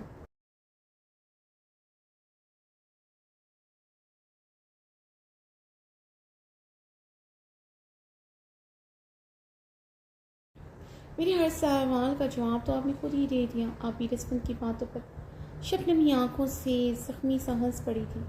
पहली रात को मुझसे अपना हक इसलिए लिया क्योंकि आप हवेली की बहादुर लड़की जिसने अपने शौहर की कलाई पर चाकू दे मारा था, उसकी गहराई में उतरकर उसकी बहादुरी करना चाहते थे। वहाँ आप जैसे पहाड़ी चट्टान जैसे मर्द को कैसे बर्दाश्त कर सकती है? इन अल्फाज में कहाँ मेरे लिए इज्जत थी? क्या एक शौहर अपनी सुहागरात को ऐसे अल्फाज अपनी बीवी के लिए बोलता है जो आपने बोली? ऐसे लफ्ज़ तो एक तो वाइफ के लिए बोले जा सकते हैं मगर बीवी के लिए नहीं।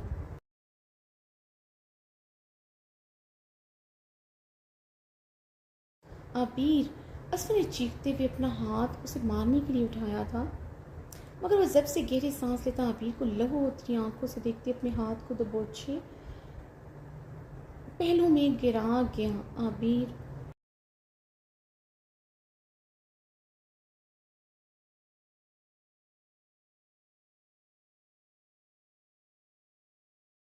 सर नफ़ी में हिलाते गहरी सांस लेते असफन की सुर्ख आंखों में देखते अपने आरज़ पर बहते आंसू साफ करके थी। सारी रात आपकी सफाक शिद्दतें सहते गुजारी जिसमें आप सिर्फ मेरा जब्त और मेरी गहराइयाँ माप रहे थे। एक शोहर की इज्जत कहाँ थी इस सब में?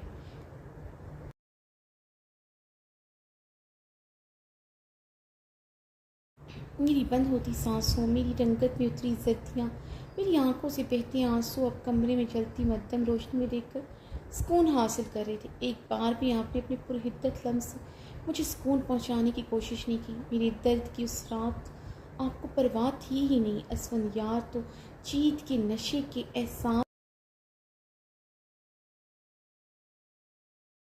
में था उस वक्त जिस लड़की ने कुछ देर पहले उसे चाकू मारा, अब वही असफंयार खान की बाहों में बुरी तरह से सक रही थी। असफंयार खान पूरी तरह उस पर हावी हुए, उसकी बदन की गहराई, उसके नाजुक हिस्सों पर अपना हक जमाते पूरी तरह भंबोड़ रहा था। मेरे चाकू मारने पर आपने अपने दर्द की तस्कीन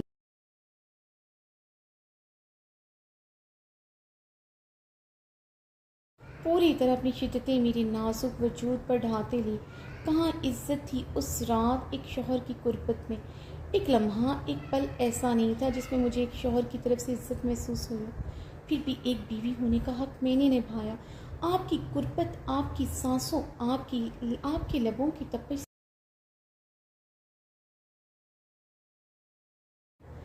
मोहब्बत की मैंने। आपके बदन की खुशबू मेरी सांसों में रच बस कर मुझे आपका सीर करके थी। मैंने कभी आपके हक़ की तस्लीज़ नहीं की। इस रिश्ते की तो हमेशा मैंने इज़्ज़त रखी। आपने कहाँ इस रिश्ते को और मुझे वैल्यू दी। आबिर के सवालों पर वो अपने जबड़े भींच गया था।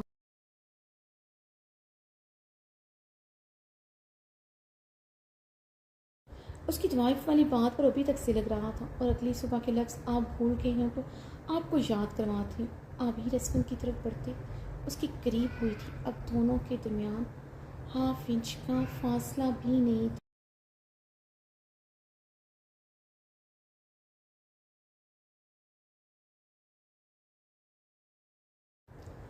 Your punishment is the closeness of your husband. वो इसके करीब होते अपनी एड़ियाँ ऊपर को उठा गई थी। उसकी तरफ झुकते उसके कान में फीके लहजे में मध्यम सी सरगोशी की।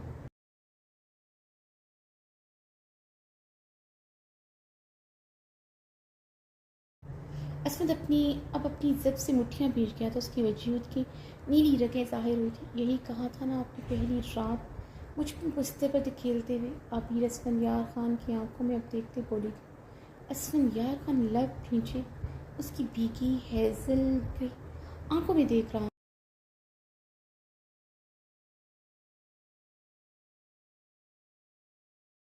और अगली सुबह क्या कहा आपने, याद तो होगा आपको। वो अब फिर से हंसी थी। नहीं नहीं, याद होगा आपको असफंयार खान। कहने वाला भूल जाता है, सुनने वाला हमेशा याद रखता है। और जो लफ्ज़ दिल को लग जाए वो कहाँ भूलते हैं। आबिर दिल पर हाथ रखते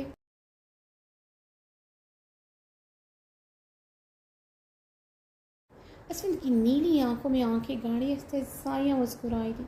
असफन की सांसें गहरी हुई थी। उसकी सफाक पिटानी तो सच में सफाक थी। वो तो सब कुछ याद रखे हुए थी। तुम्हें अब मैं कभी नहीं छूऊंगा। सूरज मशरिक की बजाय मगरिब से निकलता है, मगर असफन यार Khan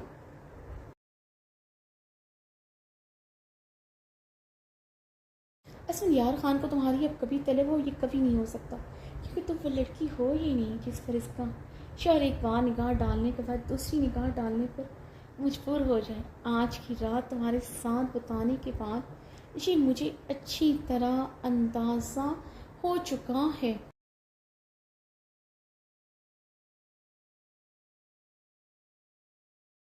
You have lost your charm and beauty to me. I will never come you, never ever, my beautiful woman.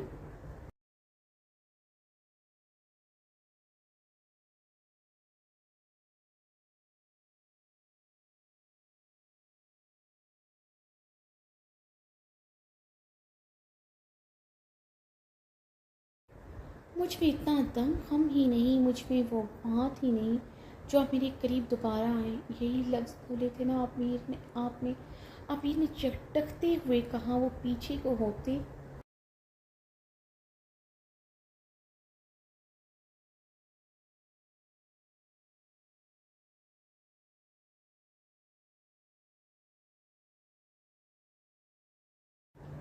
होते एकदम लड़खड़ाई थी। असमत उसे कमर से थाम गया था। आबिर ने अब की बार असफत को थामा नहीं था। वो तो बस उसकी नीली आंखों में देखते जा रही थी।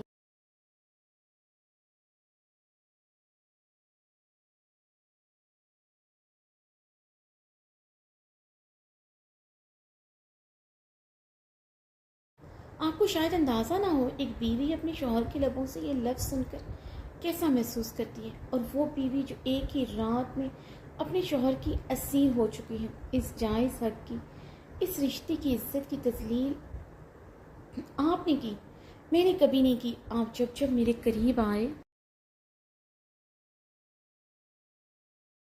मुझे धुतकारा, मुझे थप्पड़ मारे, लफ्ज़ों से मेरी तजलील की। रात रात भर मेरे करीब होते मुझे छुआ नहीं। कैसे लगता था मुझे आपके पहलू में सोते हुए। अपनी खूबसूरती से मुझे घिन आती थी। जिसका शौहर उसकी तरफ नज़र भर कर न देखे वो औरत मर जाती है। हवेली की वो बहादुर लड़की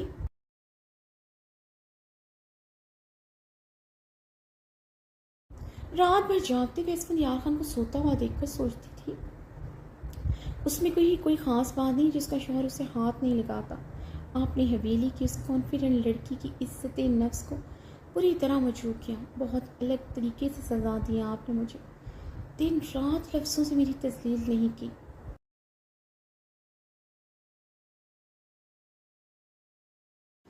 बिस्तर पर दिन रात रोंदा नहीं मुझे, ना ही बहुत से थप्पड़ों का आपका निशाना बनी, मगर फिर भी आपने आबिर को गहरे ज़ख्म दिए जो उसकी रूह पर लगे, क्योंकि आपकी ज़रा ज़रा सी बात आबिर खान की रूह ही ज़ख्मी कर देती थी। आबिर अब की बार रोते हुए बोली। असफंद उसकी बातों पर तड़प उठा था।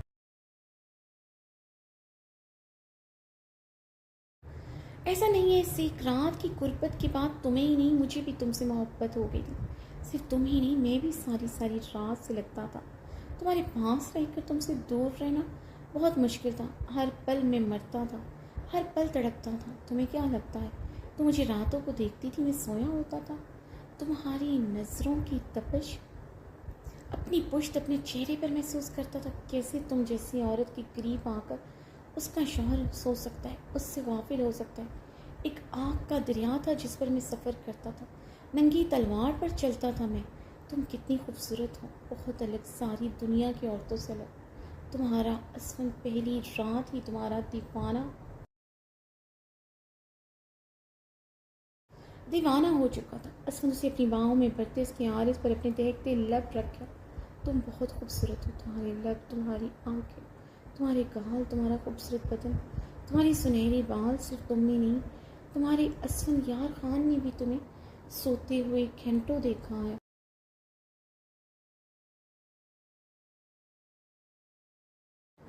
तुम्हारी नकोश को घंटों नरमी से छुआ है। दीवाना हूँ तुम्हारा, तुम्हारे बदन की गुलाब खुशबू का असफल नरमी से अब उसकी गर्दन पर अपने लब रख रहा था। यानी आप सोते नहीं थे, मेरे तड़पने का मज़ा लेते थे। आबिर असफल को खुद से दूर धकेलती ही ज़ियानी चीखी थी।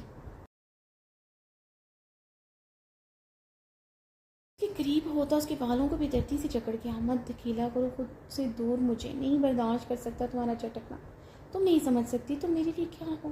दीवाना हूँ तुम्हारा, बहुत मोहब्बत करता हूँ तुमसे, इतनी शिद्दत से तुमसे मोहब्बत करता हूँ कि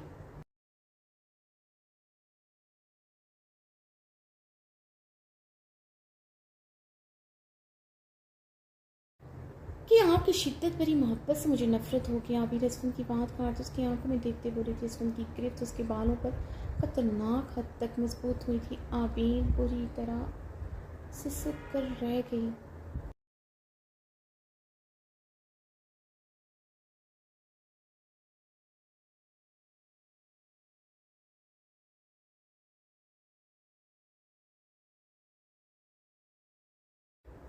असफन की नीली आंखें लहू रंग हो रही थी। जब्त करना मुश्किल था अपनी बेरहम से फाक पठानी के मुंह से नफरत का इजहार। वो तड़प कर मर रहा था तो कभी नफरत भरे लफ्ज़ नहीं बोलती थी।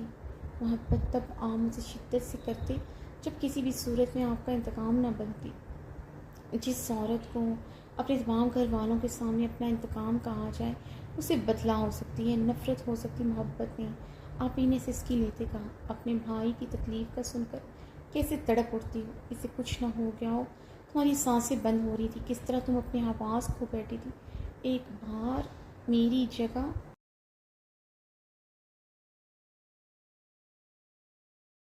खुद को रख कर सोचो, मुझे भी ऐसी तकलीफ़ पहुंची थी। तुम्हारी लाला को सज़ा देना चाहता था, तुम्हारी सूरत क्या करता, मैं उसे मार नहीं सकता था कि जिगरी यार था मेरा, यहाँ बसता था। असफंद अपने सीने पर मुक्के मारते हुए बोला, जो यहाँ बसता हूँ कैसे उसके सीने पर गोली चला देता। वहाँ उसकी सांसें बंद होती तो असफंद की भी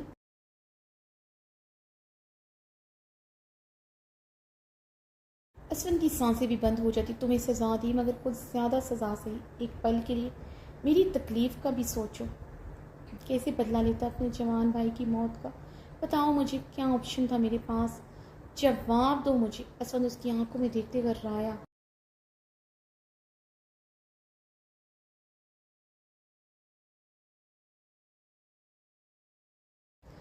तो ये ऑप्शन था आपके पास, एक औरत से आप अपने जवान भाई की मौत का बदला लेते, जिसका इसमें कोई कसूर नहीं था, जो दोनों बार निकाह करने पर मजबूर हुई। मैंने बताया था आपको आपके भाई के बारे, उसने मुझे सीढ़ियों से धक्का दिया। मैंने बताया था आपको आपके भाई के गैर औरतों के साथ ताल्लुकात थे।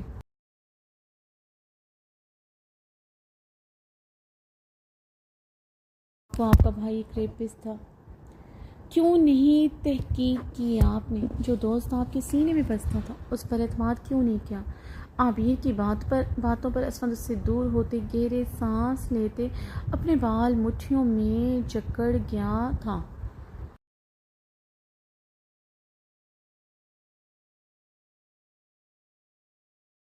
बाबरी के लिए लफ्ज़ सुना उसे पागल कर रहा था। सारी दुनिया उसे रेपिस्ट जानी कह सकती थी, मगर वो नहीं सुन सकता था। और जैसा भी था उसका भाई मेरे सच बोलने पर थप्पड़ मारकर चुप करवा दिया। असफंद यार खान तो इतना कमज़ोर नहीं था, ना ही पूरी तरह अपने भाई की करतूतों से लाइलम। एक बार तो तहकीक करवाते।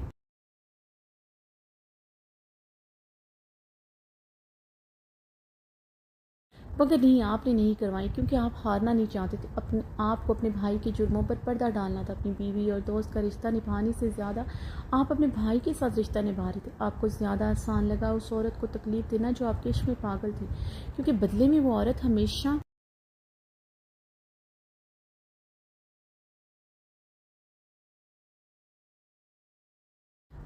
आपकी रहती। इस औरत की आंखों में जुनून देख चुके थे आप। अपने भाई की सच्चाई सामने आने पर आपकी नज़रें झुक जाती जो आप नहीं चाहते थे। असफंदा बेतरतीब सांसों के साथ उससे बेबसी से देख रहा था।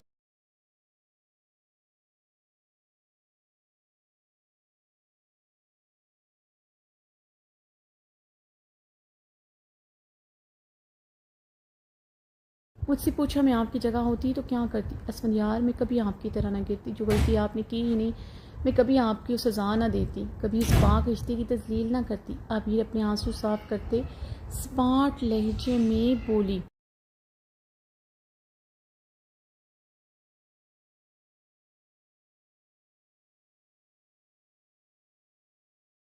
रही हूँ इस रिश्ते की तस्लील नहीं कर रही, अपने शोहर को धुतकार नहीं रही, उसकी मोहब्बत को अपने लफ्ज़ों से उसके मुंह पर नहीं मार रही।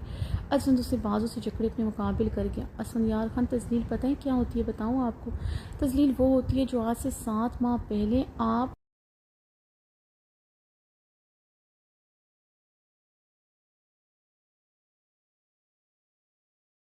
आपने सब घर वालों के सामने मेरी की। क्या कहा था आपने मुझे? तो मुझे कभी नहीं भूल सकती मिसेस संयार खान, जो लड़की मेरी ज़रा से नज़दीक आने पर हर बार पिघल जाती थी, जो मेरी नफ़रत के इजहार के बावजूद हर बार मुझे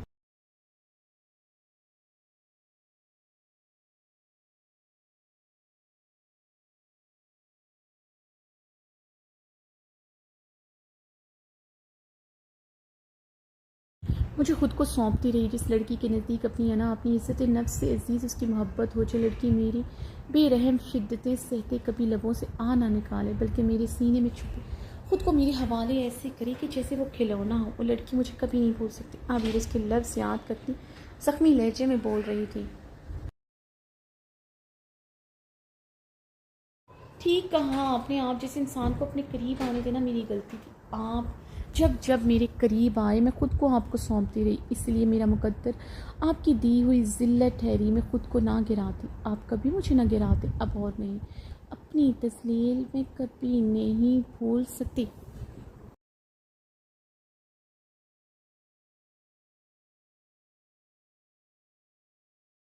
आबीन स्मार्ट लहजे में कहते बेड पर अपनी चादर से खुद को अच्छी तरह लपेटा था। आबीन, मैं झुक रहा हूँ इसलिए तुम मुझे माफ़ नहीं करी।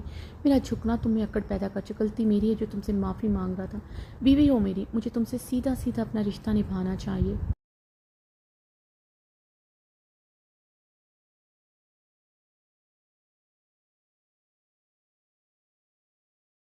अब मुझे तुम्हारी माफ़ी की ज़रूरत नहीं। चादर से अच्छी तरह खुद को लपेटो, हवेली चलते हैं, कमरे में चलकर बाकी बातें करेंगे।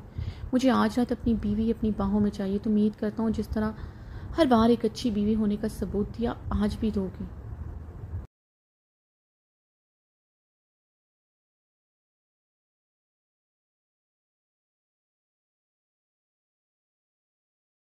असद ने इसके करीब होते उसकी ठोड़ी पकड़े सर लहजे में कहा, ये हैं आप असल में असफंदियार खान, यही है आपकी असलियत। अभी नम आंखों से मुस्कुराई थी।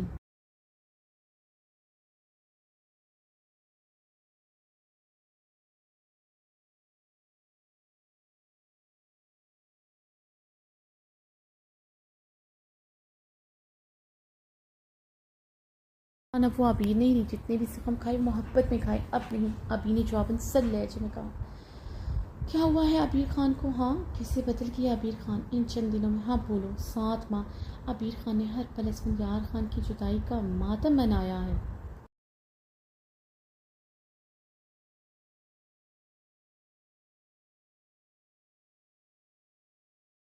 रातों को रोते हुए तकिए में मुंह छुपाए असफंयार खान को तड़पते हुए पुकारा। असफन उसका बाजू दबोचे कर आया। मैं कभी आपके लिए नहीं रोई। आबिर खान इतनी आरसा नहीं जो अपनी तस्लील करने वाले इंसान के लिए रोए।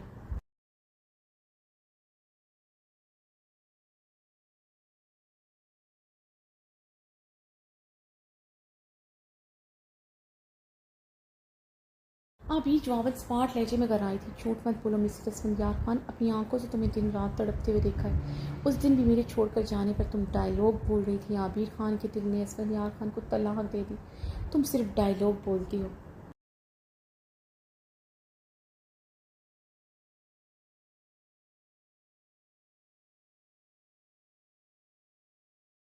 वरना तुम्हारे दिल में, तुम्हारी रूह में असफंयार खान है। असफंद उसकी आंखों में देखते लफ से माथे पर झूठ है।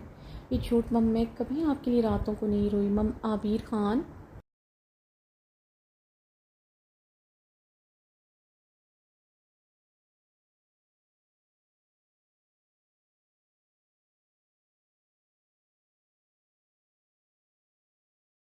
आबिर खान ने के दिल ने उसी दिन असफंयार खान को तलाक दे दी थी जिस दिन उसने उसे छोड़ कर गया था। अभी टूटे लफ्ज़ पर मुश्किल बोलती। मेरे पास सबूत है तुम्हारे रोने तड़पने से सीखने का, इसलिए ये तमाशा बंद करो। आप भी असफन गुस्से से इस्तेसाया लहजे में बोला।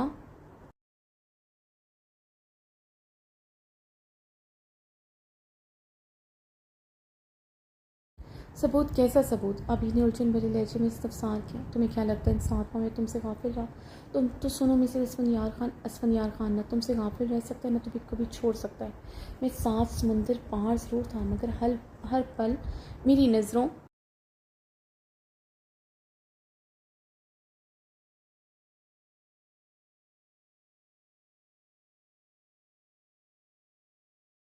मेरी नज़रों के सामने होती थी। तुम्हारे बयान सुने हैं मैंने रात रात भर। मेरी तस्वीर को रात रात भर सीने से लगाई, तड़पी हो, रोई हो। मोहब्बत नहीं, इश्क करती हो तुम मुझसे, मेरी दीवानी हो तुम। आबिर खान असफन यार खान की दीवानी है। असफन के लफ्ज़ सुनते आबिर मुसलसल सर नफ़ी में हिला रही। कब कैसी? अबी ने रोते हुए सर नफ़ी में हिलाया। हमारे कमरे में मैंने कैमरे नस्ब किए थे, हर पल तुम्हें देखा है मैंने इन कैमरों में। असफन यार खान ने गहरे सांस लेते कहा। असफन की इस बात सुनते अबीर का वजूद जैसे जिलजिलों की जद में आया था।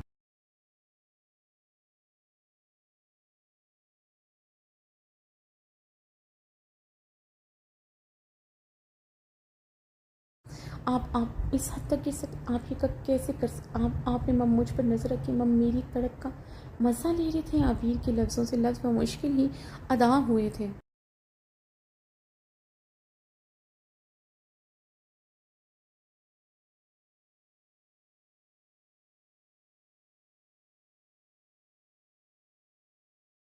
बीवी हो मेरी, तुम मेरी, और तुम पर नज़र रख सकता हूँ, इसमें गिरने की क्या बात है? तुम्हारे कमरे में ही नहीं, तुम्हारे चेंजिंग रूम में भी कैमरे लगा सकता हूँ। हक रखता हूँ तुम पर। असफन गुस्से से उसे करीब कर गया था।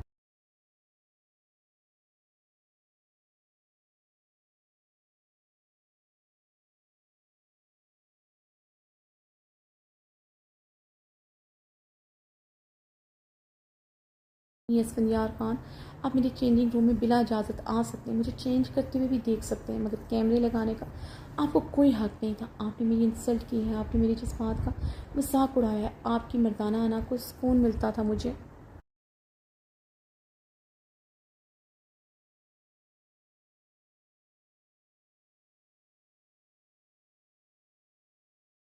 मुझे दिन रात तड़पते देखकर आपके बदले की आंख ठंडी होती थी। आबिर उससे खुद से दूर गिरती चीखी थी।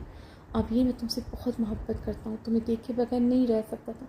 तुम मेरे लिए तड़पती थी, मेरी मर्दाना आना को सुकून नहीं मिलता था। मेरे अंदर तुम्हारे लिए दहकते जिस्मों को सुकून मिलता था, जितना मैं तुम्हारे लिए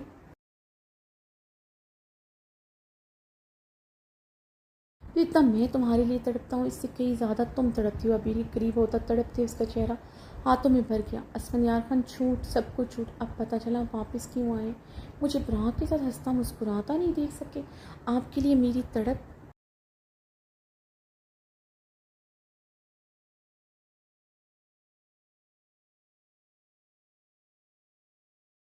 कम हुई बल्कि ख़त्म हो गई। आप बर्दाश्त ना कर सके और वापस आ गए और वजह बयान की कि आप गैरत की वजह से वापस आई कि आप मुझे दारिम खान की हवेली में बर्दाश्त ना कर सके, बल्कि वजह ये थी आप मुझे हंसता मुस्कुराता खुश नहीं देख सकते थे। अगर मैं खुश रहती तो इसफंयार खान का इंतकाम कैसे पूरा होता।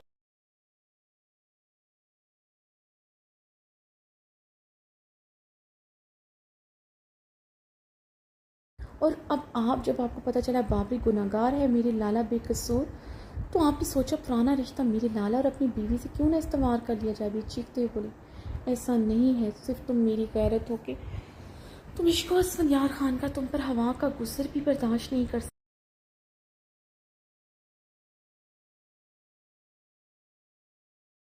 इतना पजेसिव हो तुम्हें लेकर, तुम दारिम की हवेली में रुकी, एक शौहर बर्दाश्त नहीं कर सका क्योंकि तुम मेरा जुनून हो, तुम पर किसी का साया बर्दाश्त नहीं।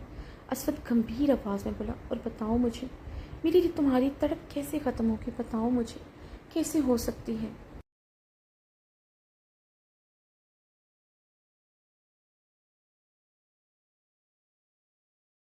जिंदगी के आलम में इसके हर मुट्ठी में जकड़ से तड़पता हुआ गर्राया था। औरत मोहब्बत करती है, टूट कर करती है, आदत समझ के करती है, इसमें शिरक का सवाल ही नहीं होता। लेकिन अगर उसकी मोहब्बत में शिरक किया जाए तो वो जवाबन शिरक नहीं करती बल्कि अपना मजहब भी बदल देती है।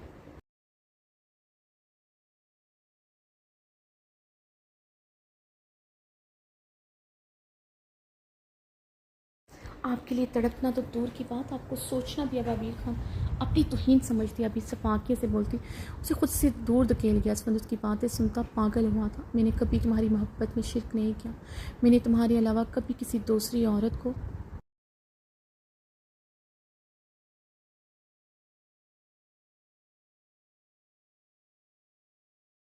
नहीं देखा, वो सब मैं तुम्हें तड़पाने के लिए कहता, मैं सिर्फ तुम्हारा हूँ, मेरा यकीन करो। इसफंयार खान उसकी तरफ देखते तड़पते हुए बोला, कैसे करूँ यकीन, मैं आपके मुंह से ही दूसरी औरत के मुतल्लिक लफ्ज़ सुने, अपनी मोरे को बता रहे थे आपकी ज़िंदगी में दूसरी औरत है।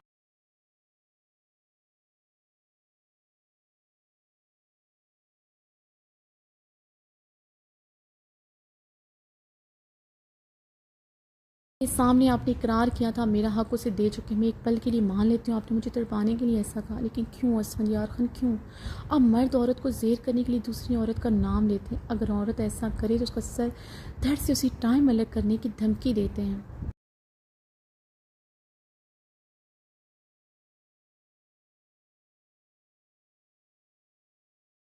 और अगर औरत की बातों में ज़रा सी भी सच्चाई, उसको सर धड़ से अलग भी कर देते हैं। बंद कमरे में दूसरी औरत का जिक्र करके आप मेरी तौहीन करते ही थे। अपनी मोहरे और हवेली की मुलाजमाओं के सामने दूसरी औरत के साथ ताल्लुकात का इकरार करते भी आपने मेरी तौहीन की।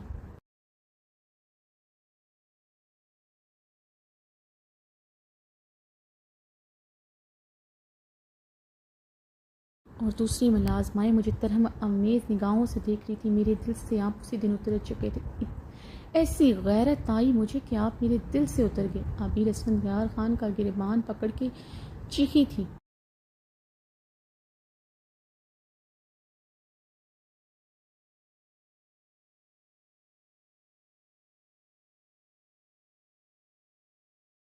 यहाँ खान ने बेबसी से आबिर को देखते, उसके हचकोले भरते वजूद को अपनी बाहों में भरना चाहा। आबिर बदक कर पीछे हुई थी। कहाँ था आप सच, जिस दिन मेरे लाला बेगनाह हुए साबित हुए मैं आपको सज़ा सुनाऊंगी। कल ना आपने मुझे सज़ा सुनाई।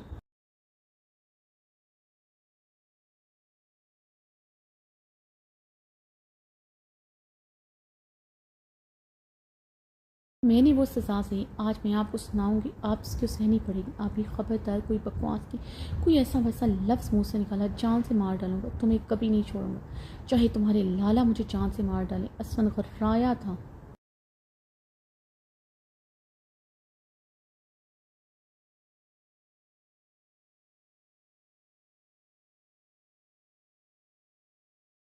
यार खान, मैंने कहा ना आपकी सज़ा ये होगी, आपको मेरी कुर्बत नहीं मिलेगी, आप मेरे करीब नहीं आएंगे। अब चाहें तो ये सज़ा बर्दाश्त करें, चाहे तो मुझे छोड़कर किसी दूसरी औरत को अपना लें। अब अबीर को कोई फ़र्क नहीं पड़ता।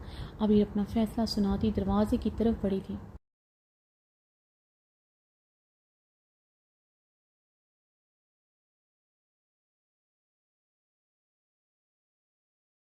असमंद उसकी तरफ बढ़ते उसे कलाई से जकड़े बेड पर धकेल चुका था। बकवास बंद करो अपनी, तुम मेरी ज़िंदगी में ना कोई औरत है ना कभी आएगी, और तुम्हारे करीब मैं आऊँगा चाहे तुम इजाज़त दो या ना दो।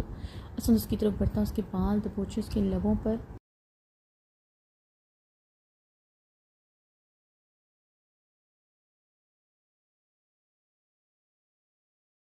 चुका था। अभी ने पूरी कुव्वत से खुद से दूर धकेला, मज़ीद उस पर हावी हुआ, बिना रहम खाए उस पर अपनी शिद्दत निछावर करते उसके लफ्ज़ों का जहर उतार रहा था जो उसके जिस्म जहाँ को नीला कर चुके थे। उस औरत पर अपना तसल्लुत कभी एक पल के लिए ख़त्म नहीं कर सकता, तो उसकी बातें असफंयार खान को पागल कर रही थी।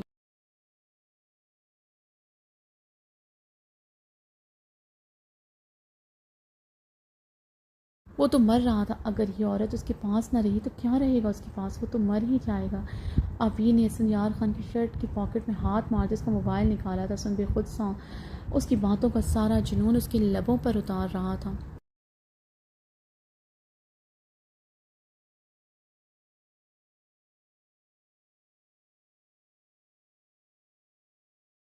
उसे महसूस ही नहीं हुआ। अबीर उसका फ़ोन निकाल चुकी है। अभी ने फ़ोन निकालते ज़रान का नंबर डायल किया तो दो चार बेल पर उठा गया था। अभी ने जल्दी से स्पीकर ऑन किया।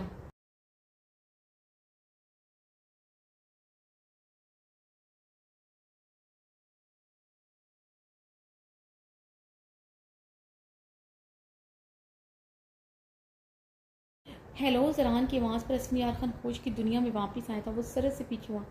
आबिर के हाथों में मोबाइल फ़ोन देखकर वो हैरान हुआ था। आबिर असमी यार खान को देखते मोबाइल कान से लगा चुका।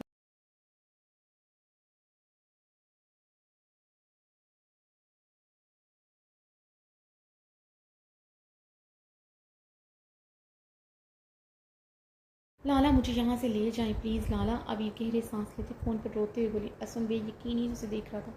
कहाँ हो तुम? ज़रान की परेशान आवाज़ गूंजी थी। आबिर की सिसकियाँ बड़ी थी।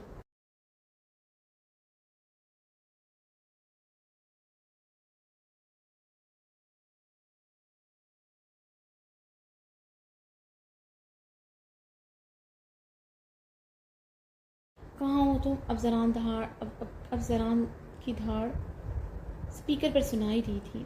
असद आबिर से मोबाइल लेकर कान से लगा चुका था। आबिर मेरे साथ हॉस्पिटल में है।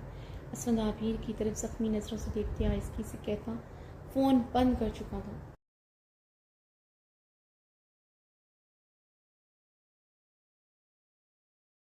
आबिर असफंद को देखते रुक फिर चुकी थी।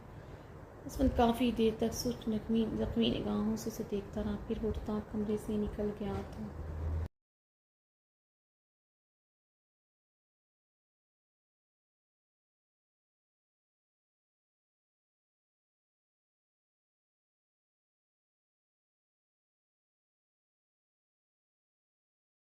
शेराम बहारे के करीब बैठा उस आस्ती से उसके उसके बालों को छू रहा था। हॉस्पिटल से डॉक्टर माहीन आकर उसे चेक करके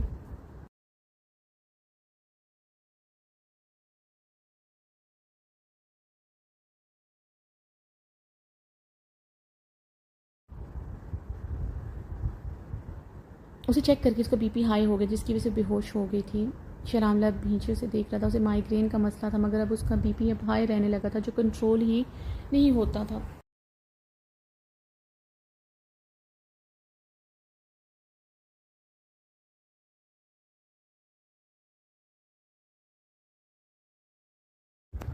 शराब ने गहरा सांस भरते उसे देखा। उसे ऐसे देखकर उसकी जान लबों पर सजी हुई थी। उसे खोने का तसव्वुर भी नहीं कर सकता। उसका इश्क तो थी, अब तो उसके बच्चे की माँ थी। वो उसे अपनी जान से बढ़कर थी।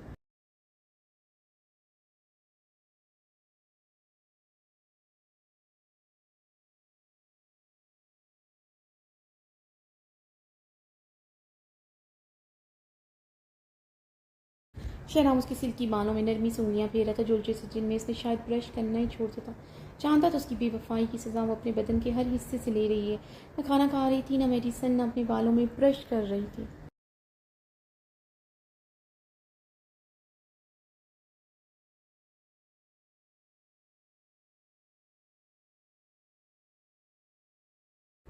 शहराम ने गहरा सांस लिया। पता नहीं उसकी बहार उसका ये जुर्म कब माफ़ करेगी।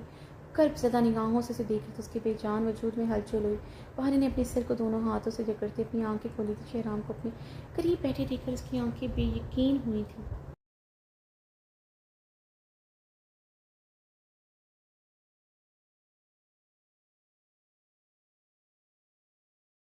मेरी बहारें, शहराम ने झुकते उसकी सर पेशानी पर अपने गर्म लब रखे थे।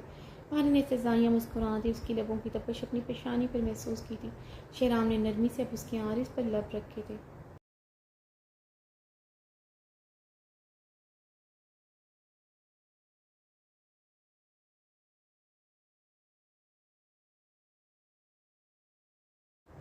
वे यकीनी से शहराम को देखी जिस पर गहरी घटा बनकर छाया था। उसको मुकम्मल तौर पर अपने हिसार में लिया हुआ था, मगर अपना वजन उसके पेट पर नहीं डाले हुए था।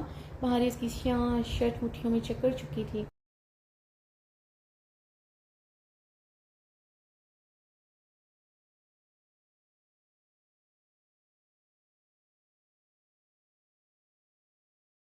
पहले भी तो ऐसे ही करता था, जब बहराम पेट में था ऐसे ही उस पर रात रात पर कटाव बनकर छाता था, मगर उसके पेट पर अपना वजन नहीं डालता तो उसकी शिद्दतों में आग होती थी, मगर वाइल्डपन नहीं होता था। इतनी नरमी से उसे छूता था, वो खुद हैरान होती थी। शहराम अब नरमी से इसके आरस को छूते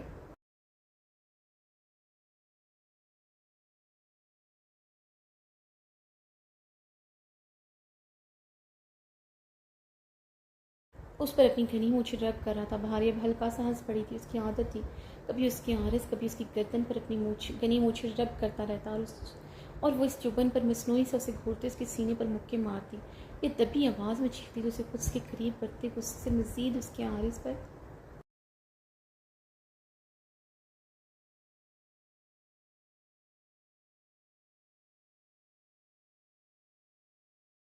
मूछें रब करता हो। तब हंसते हुए उसकी सांस लिपटती, उसकी गर्दन पर अपने दांत मारते, उसकी मूछें रब करने का बदला लेती। बहारी ने नरमी से इसकी मूछों को अब अपनी कपकपाती उंगलियों से छुआ था, उसकी कलाइयों को झुकते उसकी लबों को अपने लबों में दबा गया था।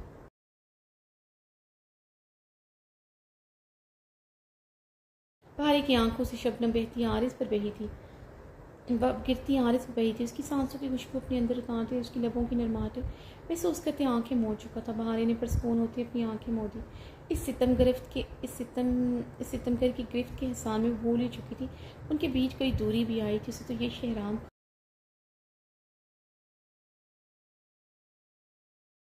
शहराम खान वही शहराम खान लगा जो आज से कुछ दिन पहले उसके लिए था, जो 7 माह उसका बनकर आया। इसे कुछ से भी ज़्यादा सींध कर रखा। शहराम उसके लबों से होता वो उसकी गर्दन पर आया था। वो अपने बहकते लब उसकी गर्दन पर रख रहा था। उसका एक हाथ उसकी कमर पर लिपटे हुए उसकी फ्रॉक की जिप पर था।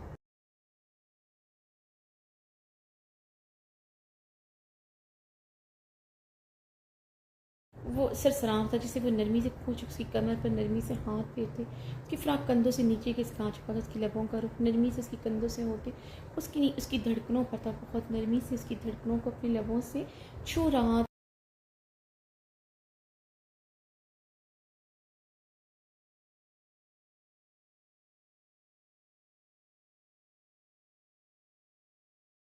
बहारे को अपने बदन में सर्द सी लहर उठती महसूस हुई। शहराम का लम्स बर्फ़ की मानी ठंडा महसूस हुआ। उसके लबों की गर्मी महसूस ही नहीं हो रही थी। मैंने बेवफाई करने का सोचा ज़रूर था, मगर बेवफाई की नहीं।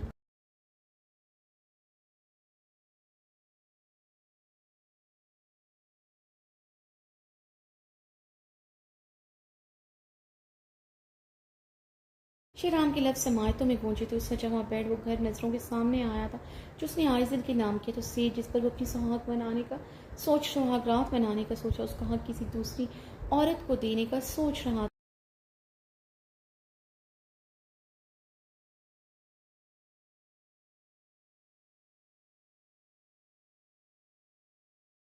पारे जैसे पैरालाज हो गया, वो हिल भी नहीं पा रही थी। आंखों से मुतहतर आंसू बह रहे थे। उसे खुद से दूर धकेलना चाहती थी, मगर धकेल नहीं रही थी। अजीब सा खौफ उसकी गिराव गिराव किया था, जैसे वैसे खुद से दूर करेगी दूसरी औरत के पास चला जाएगा। वो जानती थी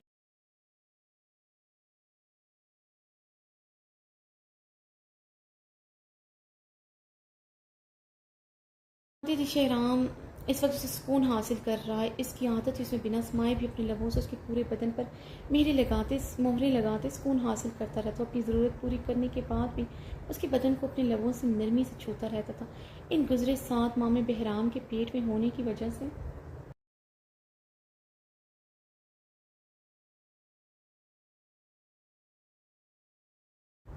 उसी बाहों में भरकर उसके बदन को लबों से सारी सारी रात छूता, मगर अपना हक नहीं लेता था। भारे कर्ब से आंखें मीच गई थी। इतनी मोहब्बत करने वाली शौहर की बेवफाई भला कैसे भुला सकती थी। ऐसी ही मोहब्बत किसी और से करने का ख्वाहिशमंद था उसे।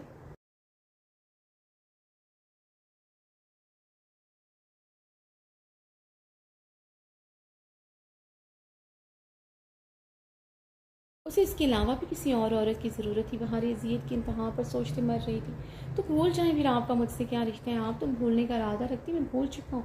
मेरा आपसे क्या रिश्ता है।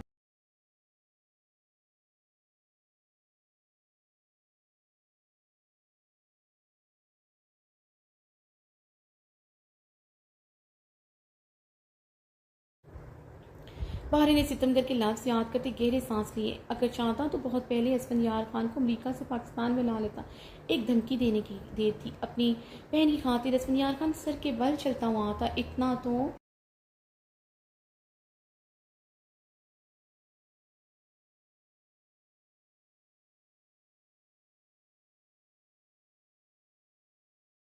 मैं जानता असफंयार खान जैसा पत्थर दिल इंसान भी अपनी बहन को तलाक याफ्ता नहीं देख सकता था। भारी को अपनी सांसें बंद होते महसूस हुई। अब उसे गोली चलने की आवाज़ सुनाई दी थी और असफंयार खान की बेबस निगाहें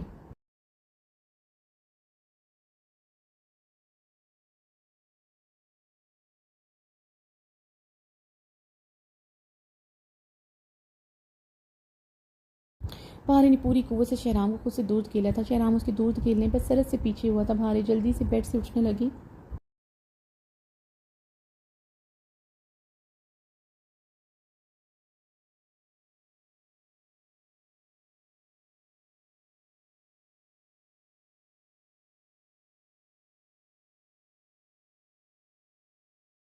शहराम ने उसकी कमर में हाथ डालते उसे एहतियात से बैठाने की कोशिश। बहारे गुस्से से उसके हाथ झटक चुकी थी।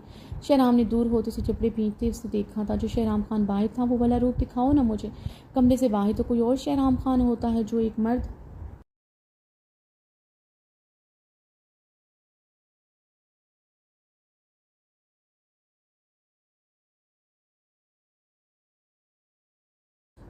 बना होता है जिसे अपने घर वालों के अलावा कुछ दिखाई नहीं देता। भारे शहराम को देखते सर लहजे में बोली, तुम्हारे नज़दीक अपने घर वालों को प्रोटेक्ट करना गलत है। अपनी बहन के ऊपर हुए जुल्म का हिसाब मांगना गलत है। शहराम ने लब भींचे सवाल किया।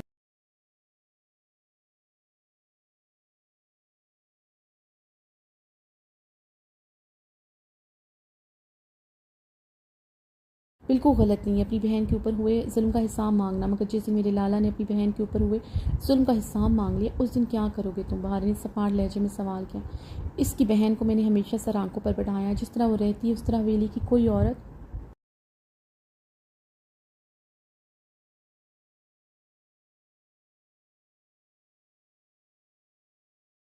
नहीं रही आज तक। तुम और तुम्हारी मोरे तुम्हारे अजीम लाला को तुम्हारे मुझ पर एहसान की एहसानात बहुत याद है और वो भूलते नहीं जो तुमने मेरे लिए किया। और मैं और मेरे घर वाले तुम्हारे एहसानातों के नीचे दबे हैं। मैं तो हैरान हूँ जिस तरह तुम मेरी मोरे को मेरे मरे हुए बदकिरदार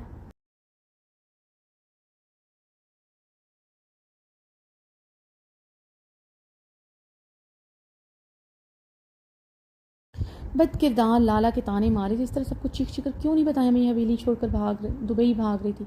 बता देते तुम्हारी और वाह होती। मेरी मोरे मेरे बाबा मेरे लाला की आंखें मजीद झुक जाती कि तुमने उनकी बदतमीज़ हवेली से भागने वाली औरत को सर पर बिठा कर रखा है।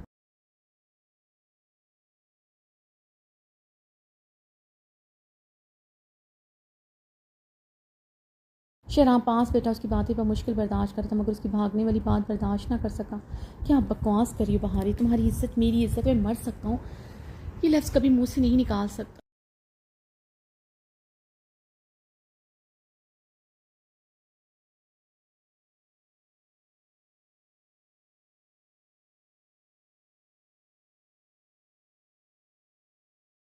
ये सबके सामने कहूँगा। शहराम ने बहारे को देखते गुस्से से मुठ्ठियाँ भींची थी। शहराम खान, और कितनी मुनाफिकत दिखाओगे तुम?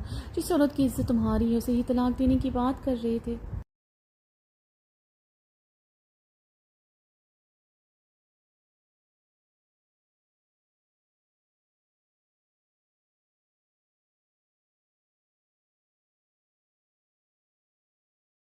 जिस औरत से इश्क के दावेदार थे उस औरत से बेवफाई करे तुम बेवफाई कर रहे थे तुम। बाहरी मेरा वो मतलब नहीं था। शहराम ने गहरे सांस लेते उसकी बात काटी। किसी बात, किसी एक्ट पर तो कायम रहो तुम।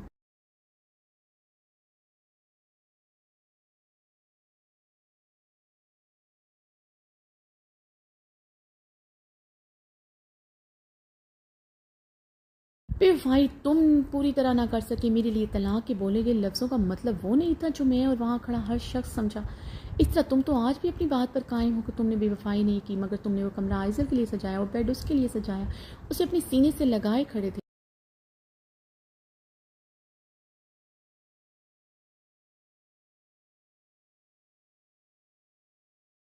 मगर तुम्हारे नज़दीक वो बेवफाई नहीं है। काश बेवफाई मापने का कोई आला होता, मैं तुम्हें बताती।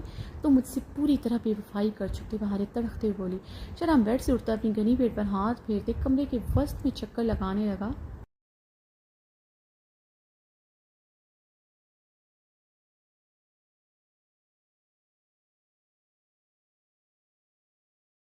भारी बेड पर बैठी से आंसू बहाती दिख रही थी। उसकी भारी बूटों की दमक कमरे के फर्श पर गूंज रही थी। वो जबड़े भींचे अपनी मोछों पर हल्की घनी पेड़ पर हाथ फेरा था। रंगत में शदीद सुर्खियां घुली थी।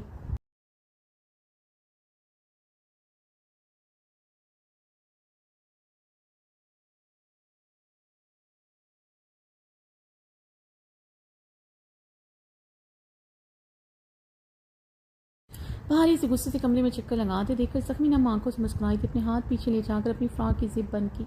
कब भूलोगी तुम ये सब कुछ? शराब ने रुकते हुए घूरते हुए पूछा।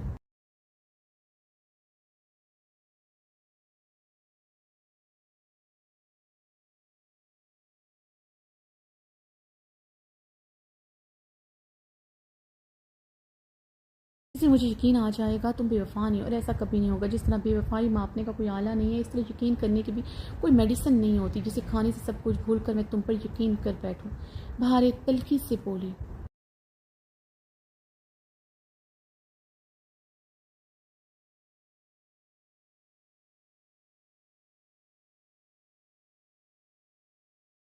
ऐसे गुजारोगी मेरे साथ सारी जिंदगी? मुझे पल पल तानों की मार मारोगी, मुझे जलील करोगी? शहराम सर लहजे में कराया था।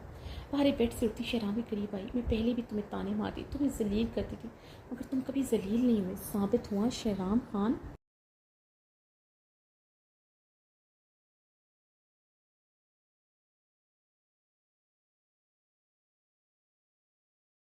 शहराम खान पक्का पक्का बेवफा हो चुका है। उसे अब बहारी खान की हर बात छुपती है।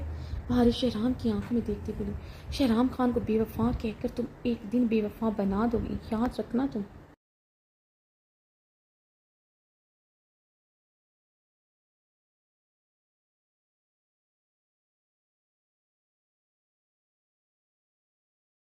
शहराम की बात पर बहारे तड़पते से गिरबान झपकी। धमकी दे रही हो तुम मुझे? शहराम खान, मुझे मेरी कमज़ोरी का ताना मार रहे हो। जानते हो तुम्हें मैं किसी औरत के साथ बर्दाश्त नहीं कर सकती। तुम मेरी सांसें रोकना चाहते हो? पहले मेरी बेतनाई की सज़ा।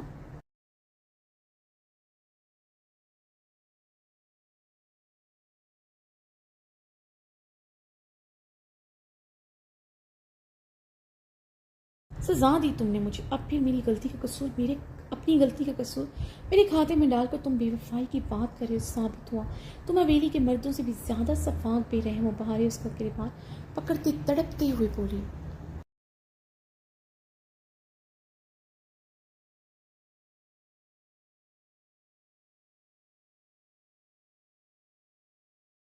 तुम्हारी कमज़ोरी अगर दूसरी औरत है तो मेरी कमज़ोरी तुम हो। क्यों नहीं समझती? तुमसे बहुत मोहब्बत करता हूँ। माफ़ कर दो मेरी गलती, माफ़ कर दो मुझे। शहनाज उसका चेहरा दोनों हाथों में भरते भारी आवाज़ में गड़गड़ाते हुए बोला।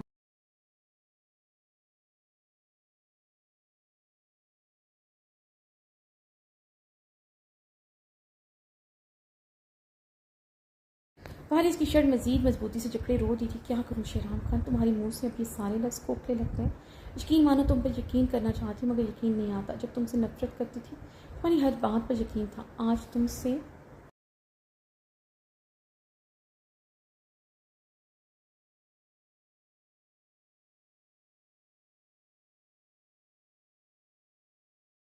इश्क करती हूँ मगर तुम्हारी किसी बात पर यकीन नहीं। क्या करूँ मैं, बताओ मुझे शहराम खान, मेरा कसूर बताओ मुझे, मैं क्या करूँ। बारिश शिद्दत गम से रोते हुए बोली, कैसे यकीन आएगा। अब कहो तो अपनी जान दे दूँ, फिर तो यकीन करोगे मुझ पर। मैं सिर्फ जज्बात के धारों में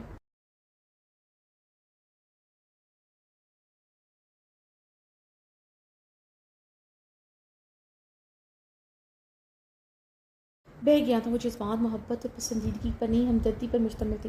यकीन करो मेरा, तुम्हारा शहराम खान सिर्फ तुम्हारा है। शहराम ने उसका चेहरा नरमी से थामा था। बाहर इसके सीने से लिपटे शिद्दत से रोती थी।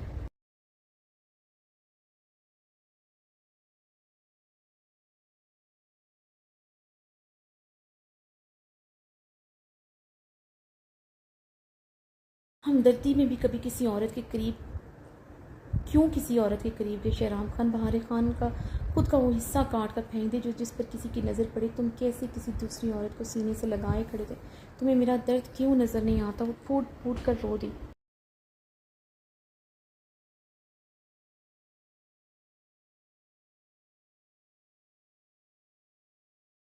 क्या करूँ मैं बहारे, बताओ मुझे कैसे तुम्हारा दर्द दूर करूँ। तुम ही बताओ, जो तुम कहोगी वैसे ही करूँगा। शहराम ने उसे सीने में बीते कट से कहा, मुझे छोड़ दो शहराम खान। बहारे शहराम के सीने से सर उठाते हुए बोले,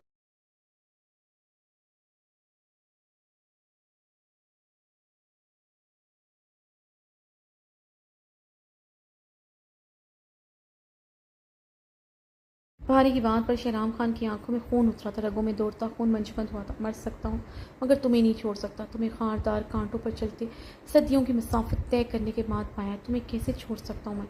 शहराम खून उतरी आंखों से जख्मी लहजे में बोला,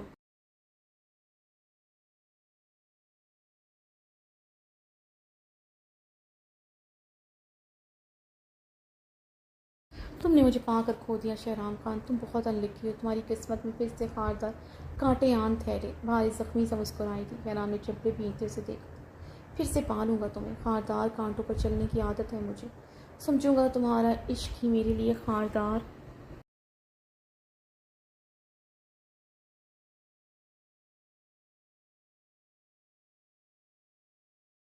खारदार कांटे। शहराम उसकी आंखों में देखते स्मार्ट लहजे में बोला, मगर तुम्हें मैं मजीद खारदार कांटों पर चलने नहीं दूंगी। बाहर सल लहजे में कहते बहराम के कांट की तरफ बढ़ती। सोए बहराम को अपनी बाहों में भरती अपने सीने से लगाए पेट की तरफ बढ़ी।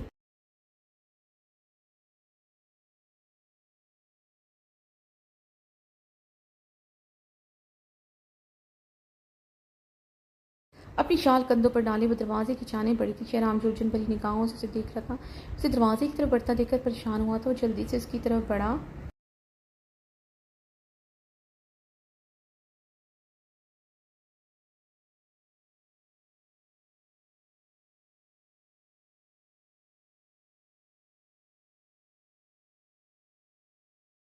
इतनी रात को कमरे से बाहर कहाँ जा रही हो। शहराम ने सख्ती से फैलाई चपड़े का रात हुए पूछा, मैं तुम्हारे साथ एक कमरे में मजीद नहीं रह सकती ना। तुम्हारा चेहरा आइंदा कभी देख रहे हैं। बाहर इन सर लहजे में कहते दरवाजे के हैंडल पर हाथ रखा था।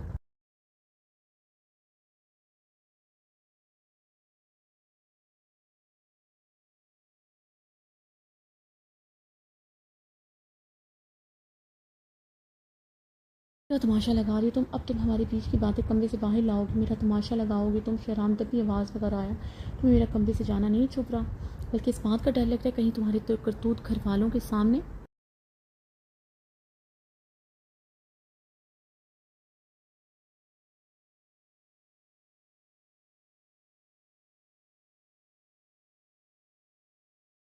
वालों के सामने ना आ जाए। बहारी की बात पर शहराम उसके बाल जकड़ गया था।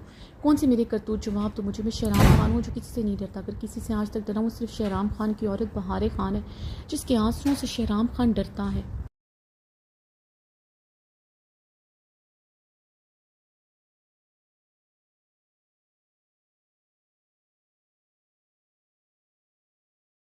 तुम चीख चीख कर घर वालों को सब कुछ बता दो, मैं मज़ीद बेखौफ हो जाऊँगा। अगर तुम ऐसा करके मुझ पर दबाव डालना चाहे तो गलत सोच रही। इसे तमाशा मत करो। बहराम को काट में लटाओ और तुम आराम से बेड पर चलो। शहराम उसके बाल जकड़े उसकी नम आंखों में देखते दबी आवाज़ में गर्राया था,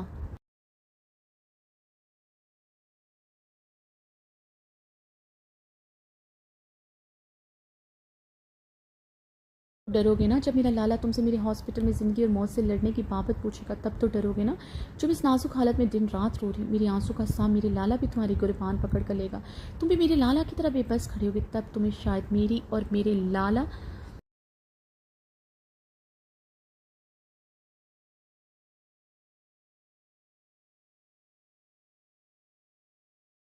तकलीफ का अंदाज़ा होगा। बहारे बहराम को सीने से लगाए रोते हुए, तो तुम ये कमरा संयार खान की वजह से छोड़कर जा रही हो। शहराम तलखी से बोलते उसके बाल छोड़ चुका था। मेरे लाला पर गोली चलाई तुमने शहराम खान, मुझे इतना भी हक नहीं मैं रो सकूं, तुमसे हिसाब मांग सकूं।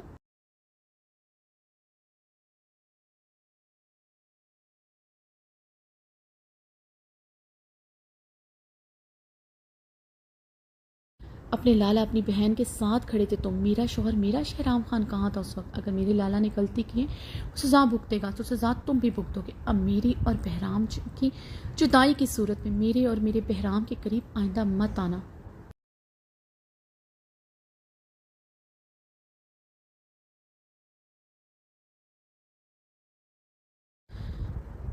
पार लहजे में बोलते कमरे का दरवाज़ा खोलते निकल गई थी। शहराम खान ने गहरे सांस लेते अपने बाल मुट्ठी में जकड़े थे। दूसरे ही पल उसने चीखते हुए पूरे कमरे का हुलिया बिगाड़ दिया था। वो चीखता जा रहा था। शहराम खान ने गहरी सांस लेते अपने बाल मुट्ठियों में जकड़े थे। दूसरे ही पल उसने चीखते हुए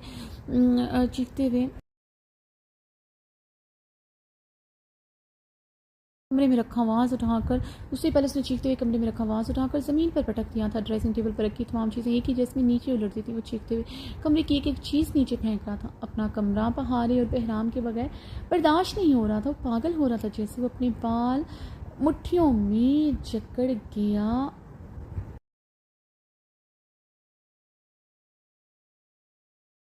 वो अपने बाल मुट्ठियों में जकड़े शिद्दत से चीखा।